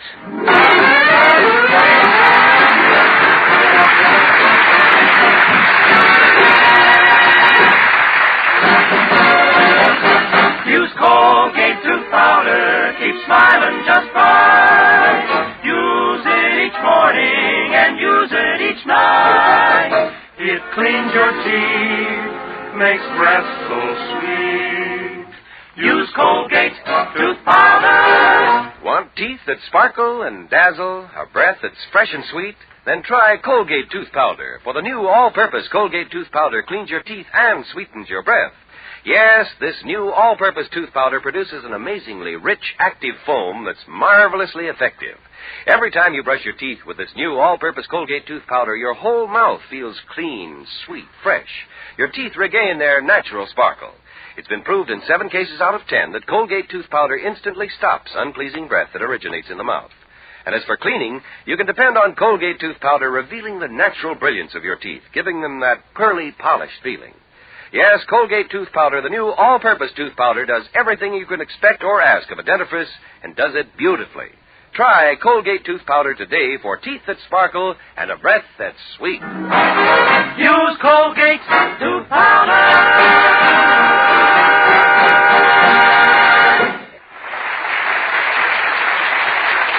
And now back to Mel Blanc. Betty has spurned Mel because of his lack of courage. And Mel, trying to redeem himself, is hot on the trail of the bread thief, the person responsible for the mysterious disappearance of a slice out of every loaf of sliced bread in Colby's supermarket. Right now, he's walking down toward the movie house when he's accosted by Hartley Benson, the town Beau Brummel. Hello, Mel, old boy. Hello, Hartley. Nice seeing you. Yes, it usually is quite a treat. Say, Hartley, who do you know who would want to steal sliced bread? Oh, probably someone with a lot of crust.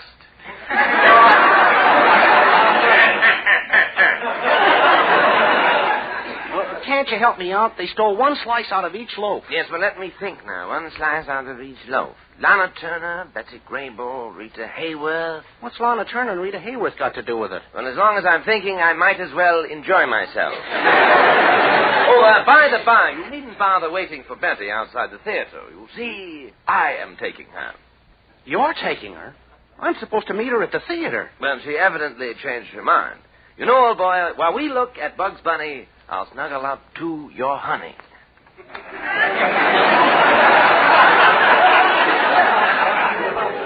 Bugs Bunny.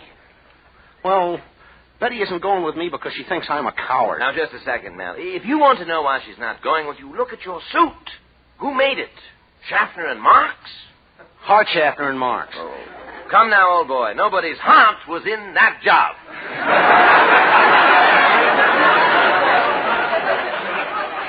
Oh, yeah? Well, this jacket happens to be a Hollywood model. Oh, yes, so it is. The shoulders are built for Mickey Rooney and the sleeves for Gary Cooper. Well, goodbye, old boy, and don't worry about Betty. She'll be in very good hands.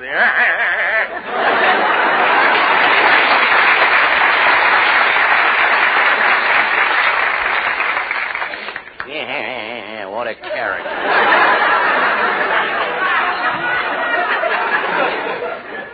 Thinks he's handsome. Take off those shoulder pads, let his stomach out, get him off those elevator shoes. Now, bet he look just like me. I wonder if he's the bread thief. No, he's more the ladyfinger type. Uh-oh, here comes my lodge president, Mr. Cushing. Hello, Mel. Greetings, mighty potentate. Ugga-boo, ugga-boo-boo, ugga. Say, I saw your wife. She looked awfully mad. Well, she was a little peeved. I got home at 1 a.m, Friday. 1 a.m, Friday? What's so terrible about that? I left the house on Tuesday. Well, as a matter of fact, now, she's very nice about it. She sat me down in the easy chair, gave me my slippers and pipe. Your eye looks a little swollen. Yeah, it was a lead pipe. Gosh, mighty potentate, why don't you tell your wife to stop beating you? Well, I did, Mel. We had a terrible argument last night, and when we were through, she said, "John, you burn me up." Gad, what a temptation. Well, at least I won the argument. I can leave the house whenever I want to. I can go to the laundry, the grocery store, the tailor. Well, that's fine. You want to go with me to the movies? Well, I'm sorry, Mel, I can't. The chain won't reach that far. Well, stop making up those things, mighty potentate. Say, how'd you ever come to marry your wife? Well, I'll tell you, Mel, I was young and idealistic. I wanted to marry for youth, love, and beauty. Then my wife came along with all that money, so I compromised. Was she pretty? Ha! Mel, yesterday she spent 12 hours in the beauty parlor and 5 minutes in the fish market, and believe me, the lobster she brought home looked better than she did. Oh, your wife isn't that ugly. No, Mel, they say that some people have a face that'll stop a clock. Well, the other day, my wife looked at our cuckoo clock. Did the clock stop? No, the cuckoo dropped dead. Say, just a second, mighty potentate. Do you know someone who would be stealing bread in this town? No, Mel, I don't. But if you ever find him, send him to me. Maybe I can interest him in the crumb I'm living with. No, mighty potentate. I'm serious. I'm looking for a bread thief. Oh, stop being ridiculous, Mel. Well, maybe you're right. I got off on a wild goose chase for a hunk of bread, and on account of it, Hartley Benson is taking Betty to the movies. Well, don't take it so hard, Mel. I was only doing it to show them I wasn't a coward. Watch out for that lamppost. I'd like to make them sit up and take notice. Mel, look out!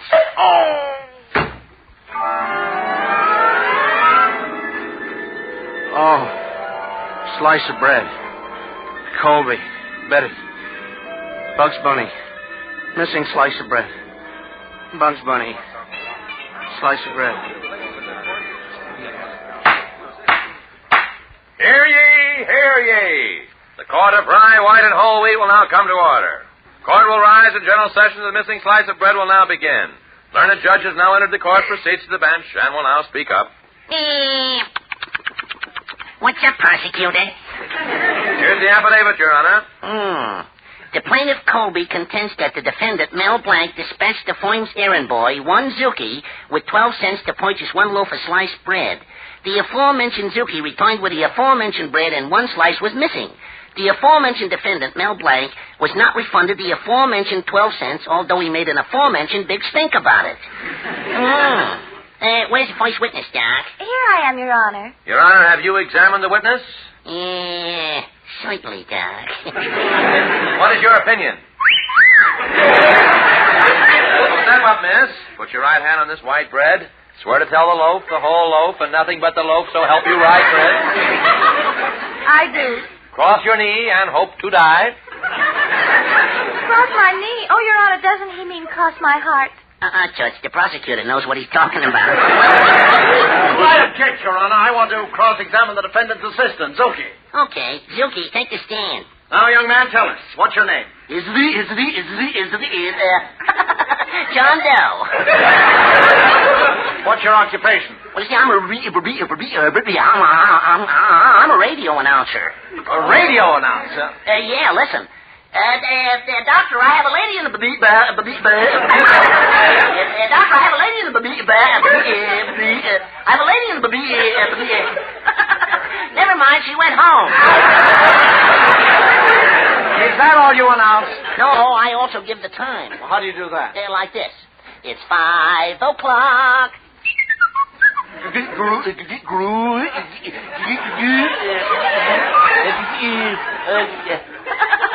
It's 6 o'clock. Are you still working as an announcer? Oh, it's this certain. Oh, positively. Absolutely. I was fired. For what reason?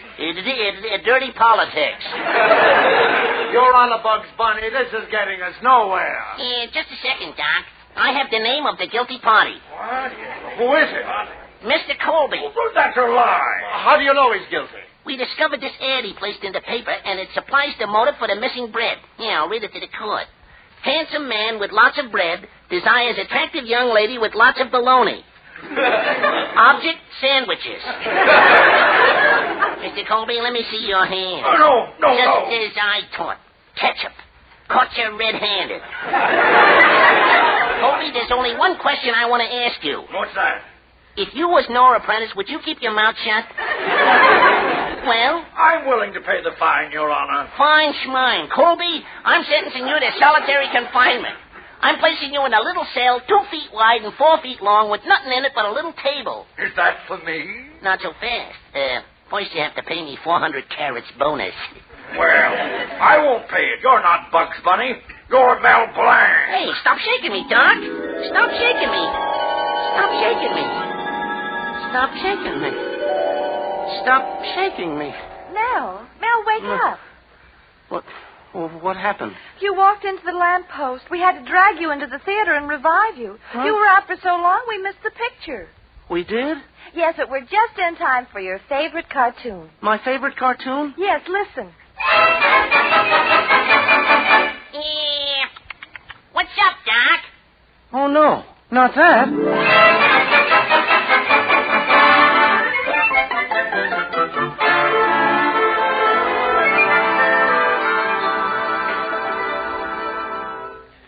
Oh, Mel, stop talking about Hartley Benson. I just made him say that to get you jealous.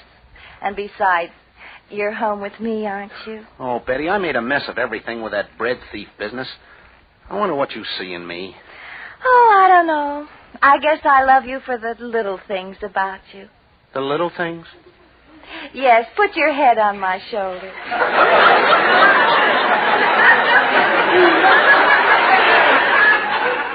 No, Betty, let's dance. I'll turn on the radio.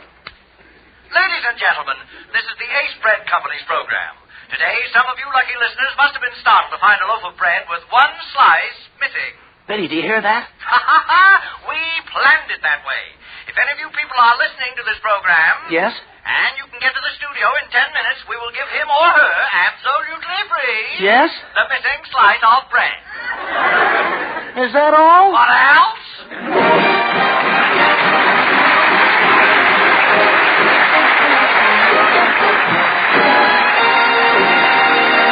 Mel Blanc will be back in just a minute. Use Colgate tooth powder, keep smiling just right. Use it each morning and use it each night. It cleans your teeth, makes breath so sweet. Use Colgate tooth powder. Last lively, active, marvelously effective. That's Colgate Tooth Powder, the new all-purpose Colgate Tooth Powder. It cleans your teeth and sweetens your breath.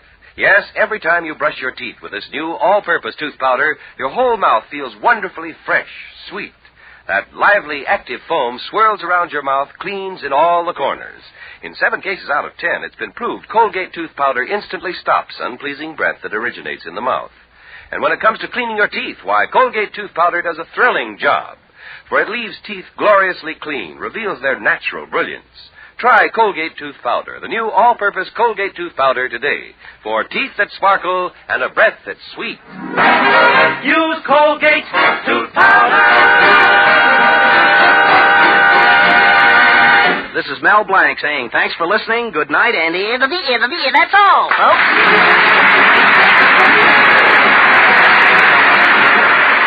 And this is Bud East reminding you that Colgate Tooth Powder for a breath that's sweet and teeth that sparkle brings you the Mel Blanc Show every Tuesday at this time. Be sure to join us again next Tuesday night for more fun with Mel and the people you'll meet in Mel Blanc's Fix-It Shop. Say hello to Halo Shampoo for naturally bright and beautiful hair. Remember, even finest soaps and soap shampoos hide the natural luster of your hair with dulling soap film. But Halo Shampoo contains no soap, therefore leaves no dulling soap film. Even in hardest water, Halo makes oceans of rich, fragrant lather, quickly banishes loose dandruff and dirt. Halo needs no lemon or vinegar rinse. Say hello to Halo and goodbye to dulling soap film. Get Halo Shampoo at any cosmetic counter.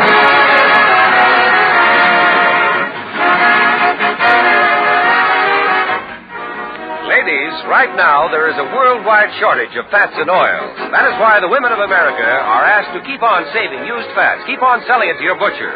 Your butcher is now paying more for your waste cooking fat. Remember, Mel Blanc at the same time every Tuesday night. This is CBS, the Columbia Broadcasting System.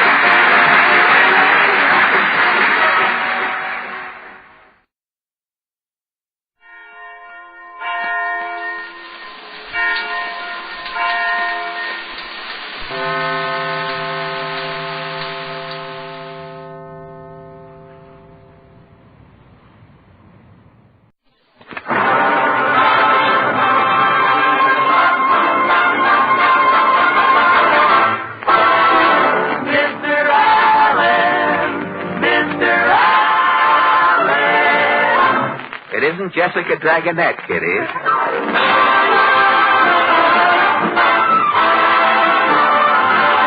The Fred Allen Show, with Fred's guests Boris Karloff, Portland Hopper, Minerva Pius as Mrs. Nussbaum, the DeMarco sisters, and Al Goodman and his orchestra. And in case you've looked and couldn't find me in Who's Who, my name is Kenny Delmar.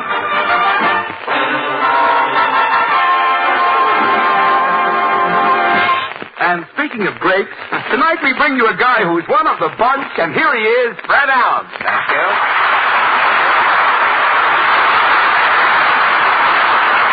Thank you, and good evening, ladies and gentlemen. And Kenny, what was that introduction you just consummated there?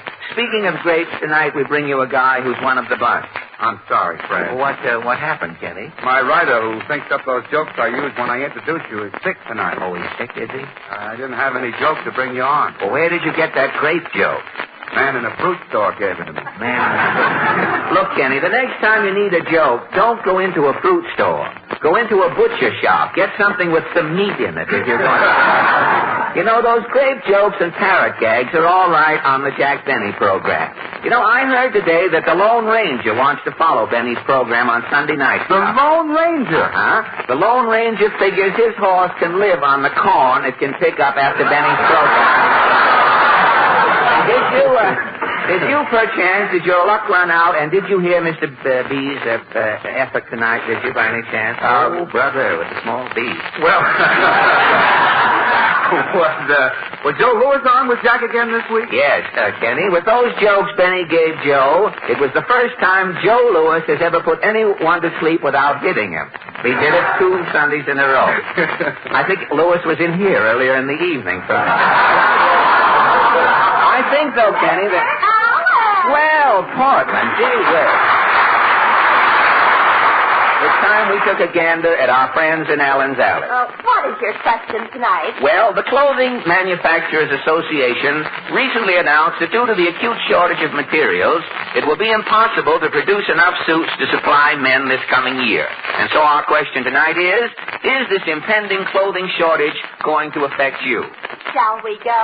As the two Morse code operators said after they had made some dots, let's make a dash.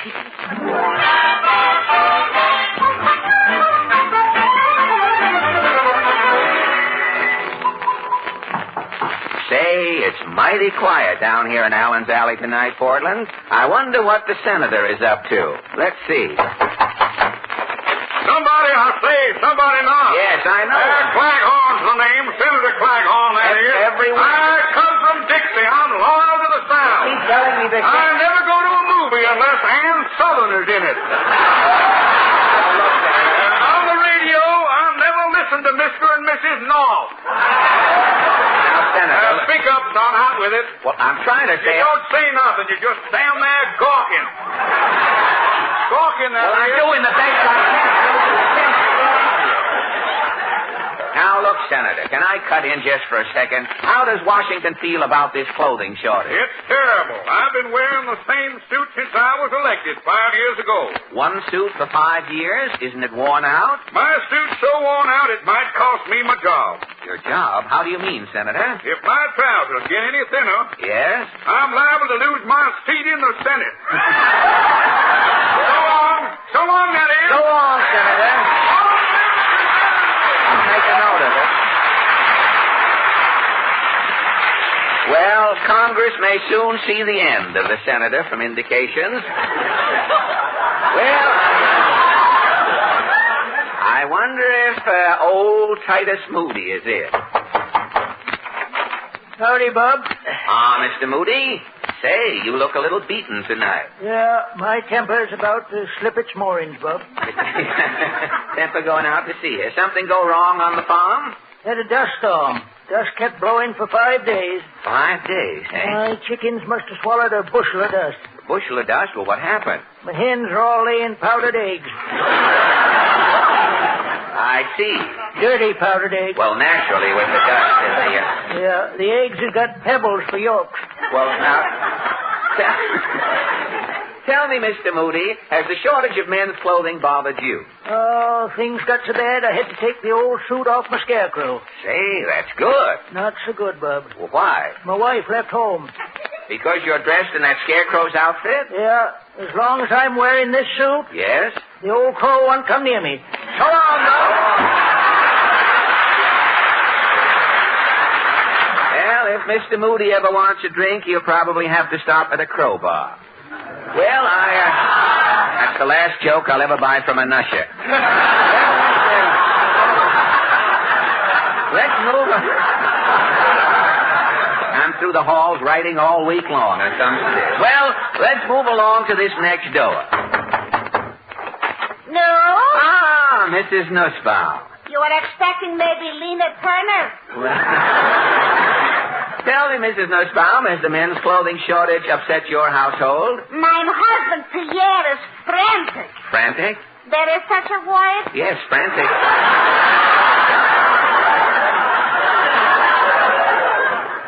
Frantic is a word. I thought maybe I was making it up. No. Well, when I'm least expecting it sometimes, I'm coning an expression. I can imagine. Well, tell me, has your husband tried to buy any new clothes recently? He is going to Horowitz's herringbone heaven. Horowitz's herringbone heaven, and? Horowitz is having only one herringbone left, which Horowitz personally is wearing. Well, naturally. What did Pierre do? First, he is wearing his Mickey Mouse sweatshirt with Boy Scout pants. Oh, that's some combination. Mickey Mouse sweatshirt and Boy Scout pants. Pierre must have looked snappy. He is looking snappy until the Boy Scout is taking back the pants. Oh, I see. You had to make Pierre another pair in a hurry, huh? It is an emergency. Good. I'm using the Sunday newspaper, the comic section. Oh, you made Pierre a pair of pants out of the funny papers? Yes. Down the left leg is Little Orphan Annie. Yeah. The right leg is Terry and the Pirates. And in the back? Is Dick Tracy. Dick Tracy. If you think Itchy was in a spot before, Yeah? you should see him now.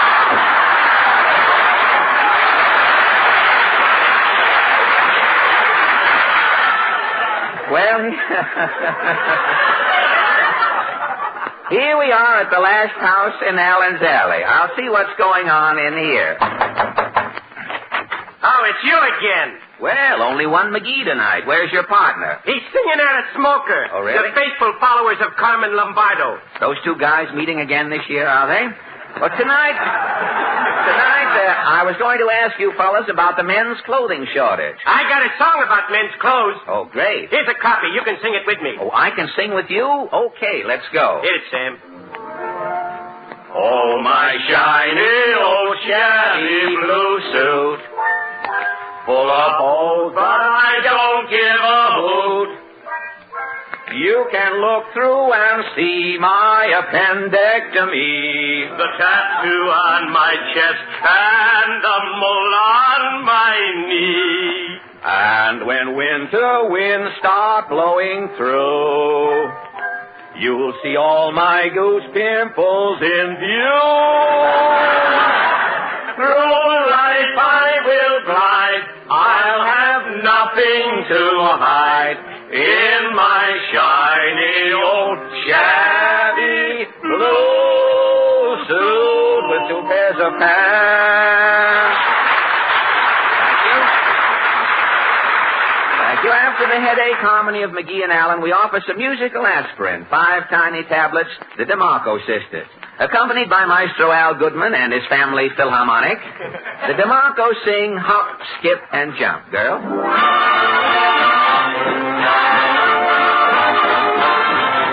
Hop, skip, and jump in my direction. I need affection. Honey, hurry to me. Hop, skip, and jump. Stop hesitating. My arms are waiting. Won't you hurry to me? It's been a long time, no love, underneath the apple tree. Missing you, feeling blue.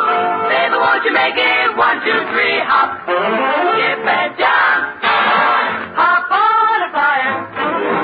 My heart's on fire. Honey, hurry to me. Hop, skip, and jump, jump, jump in my direction. Baby, I need affection. Hurry to me. Hop, skip, and jump, jump, jump. Stop hesitating. Baby, my arms are waiting. Won't you hurry to me? It's been a long time, no love, underneath the apple tree. Missing you, feeling blue. Baby, won't you make it 1, 2, 3? Hop, skip, and jump, jump. Hop on a fire. My heart's on fire. Hurry, hurry, hurry, hurry, hurry. Baby, won't you hurry to me?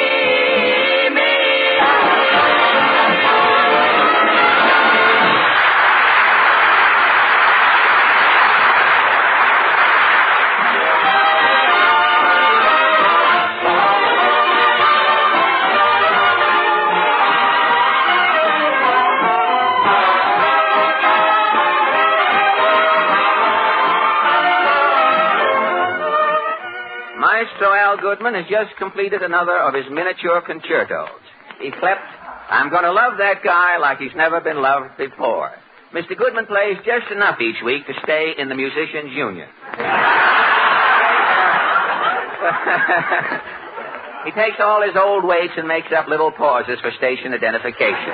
Say, Portland. Yes? Would you mind taking over for the rest of the program? I'm all in. I've got to lie down for a little while. Lie down? I haven't slept a wink all week. I am as tired as a violin player's middle finger after 16 bars of pizzicato. You know, I had to get out of my apartment this week. Well, haven't you tried to find a new apartment? Oh, tried, Portland. What I have been through. Yesterday, Kenny Delmar gave me the address of a rental agency over on 6th Avenue. Well, sir, I started out early in the morning.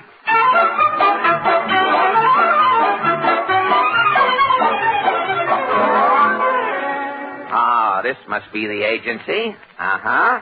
There's the sign on the door. Hotchkiss, and Badoo. Rentals, notary public, insurance, chicken dinners to take out, and New York representatives of Boris Minovich. Open all night, walk in. Well, at least I'll come out of here with something.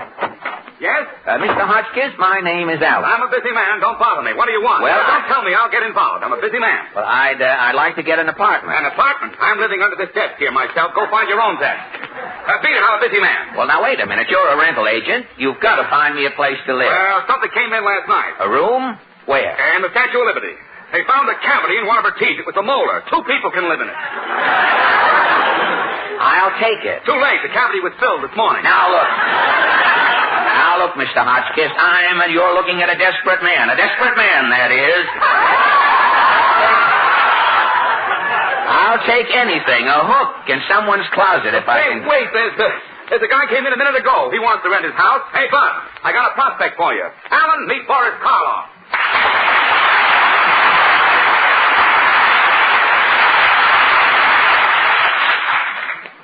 Boris Karloff. Thank you. I beg your pardon. Have we met before? Mr. Karloff, don't you remember me? Take a good look at my face. You look like something that fell out of a closet in my last picture.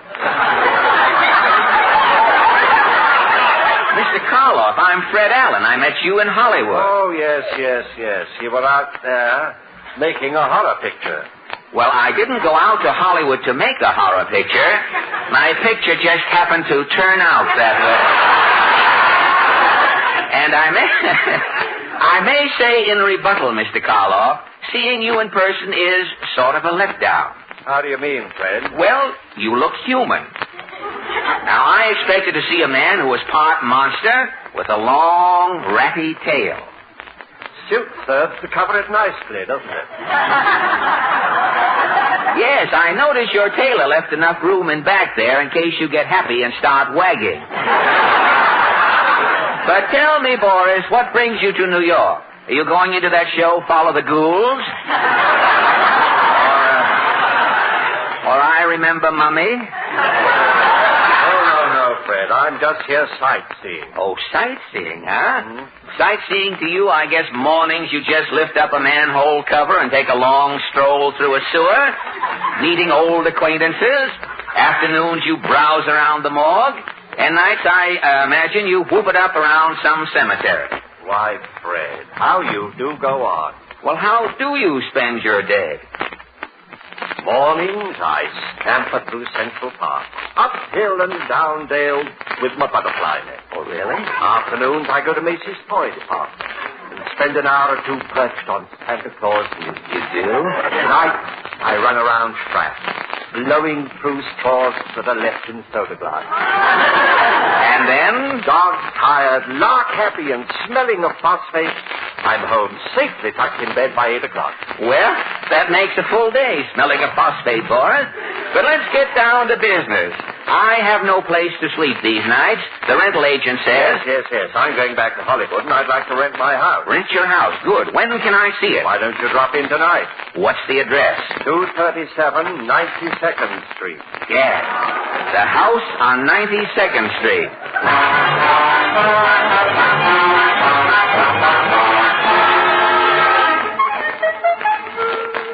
Well, Portland, that night I started for Boris Karloff's house. It was pitch dark. The wind was blowing. A storm was coming up.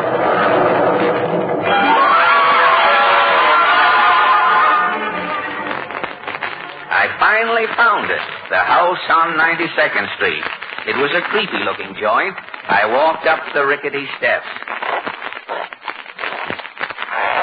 I rang the doorbell.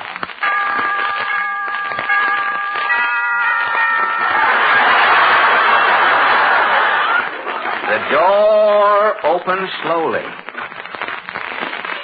I heard an old woman say, Come in! Mr. Karloff is expecting me. I'll tell him you're here.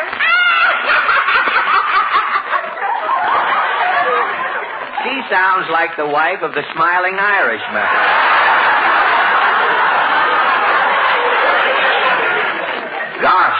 gloomy in here. What's this? Gad, a human head rolling down the hall. What's up, chum? Who's that? Who's talking? It's me down here, the head. Who are you, Head? I used to be Karloff's girlfriend. What became of your body? I had a corn on one foot. Yeah. Karloff told me he was chirophagus. Yes? He started cutting off my corn, so I fell asleep. I could feel Karloff cutting. Yes? When I woke up, my corn was gone, Karloff was gone, I was gone. You were gone? All but my head. Gad, Karloff must be mad. Karloff's mad. How do you think I feel? I can imagine. Well, I gotta go, chum. Stop me rolling, will you? In what direction? Which way is can you top this? Oh, you're going to see the repeat show, are you? Well, I'll give you a head start. Here we go. Thanks, chum. Okay, Head. Gad, this place is spooky. I'm getting out of here. Where does this door go? A closet. Wow, it's dark and musty. Hello, Fred.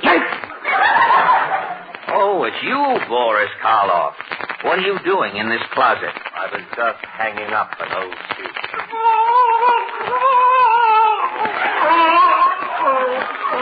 Boris, I think you left a man in the suit. I never hang a suit up empty. Wrinkles. Now, look, Boris. Follow me, Fred. I'll show you the house. No, never mind. I can get a room at the Z. The Z? The Z is a little place in back of the Y.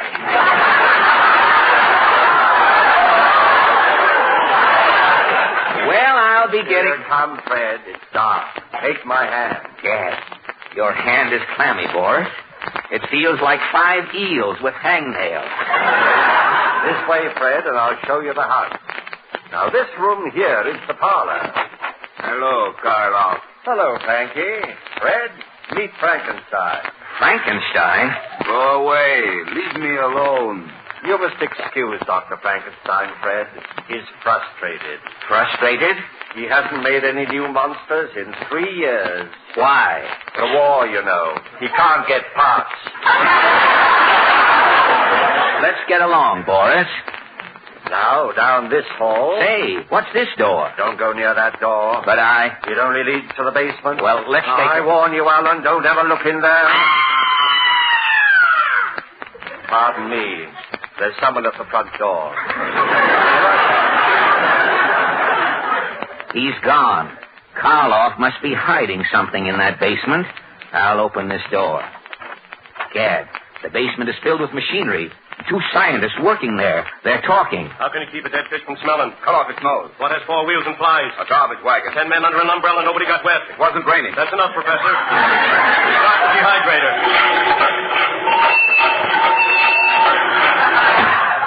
Jeepers, here comes Karloff. Sorry I kept you waiting, Fred. Oh, that's all right, Boris. Who was at the front door? Man from the medical school. Really? Wants to know if I got the new bodies for him today. Oh. I told him to wait. Well, Boris, I've got to be getting along over. Excuse me. That's the phone. I'll be right back. He's gone again. I've got to see what's going on in that basement. I'll open the door. Why do you always flirt with waitresses? I'm playing for big stakes. In 6 months, my wife made me a pauper. Was it a boy or a girl? Why does a fireman wear red suspenders? To hold up his pants. Okay, Professor, start the compressor. Gosh, if I didn't know that Abbott and Costello were in Hollywood, I'd swear... Here comes Karloff. Alan, did I see you near that basement door? Basement? Why, no, Boris. Who was on the phone? Dracula. He's been drinking. Dracula's off on a bat again, hey? Come, Fred, I'll show you the rumpus room.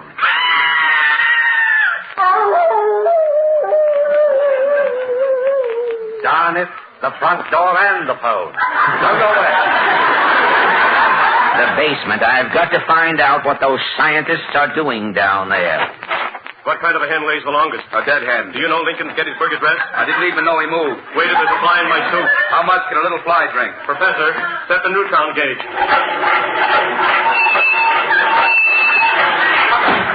Neutron gauge. I think I understand. Oh, you do you? Karloff. Alan, I saw you open the door to my basement. But I warned you. I told you the man who looked in there would never live to tell what he saw. Karloff, put down that knife. Alan, your time has come. You're insane, Karloff.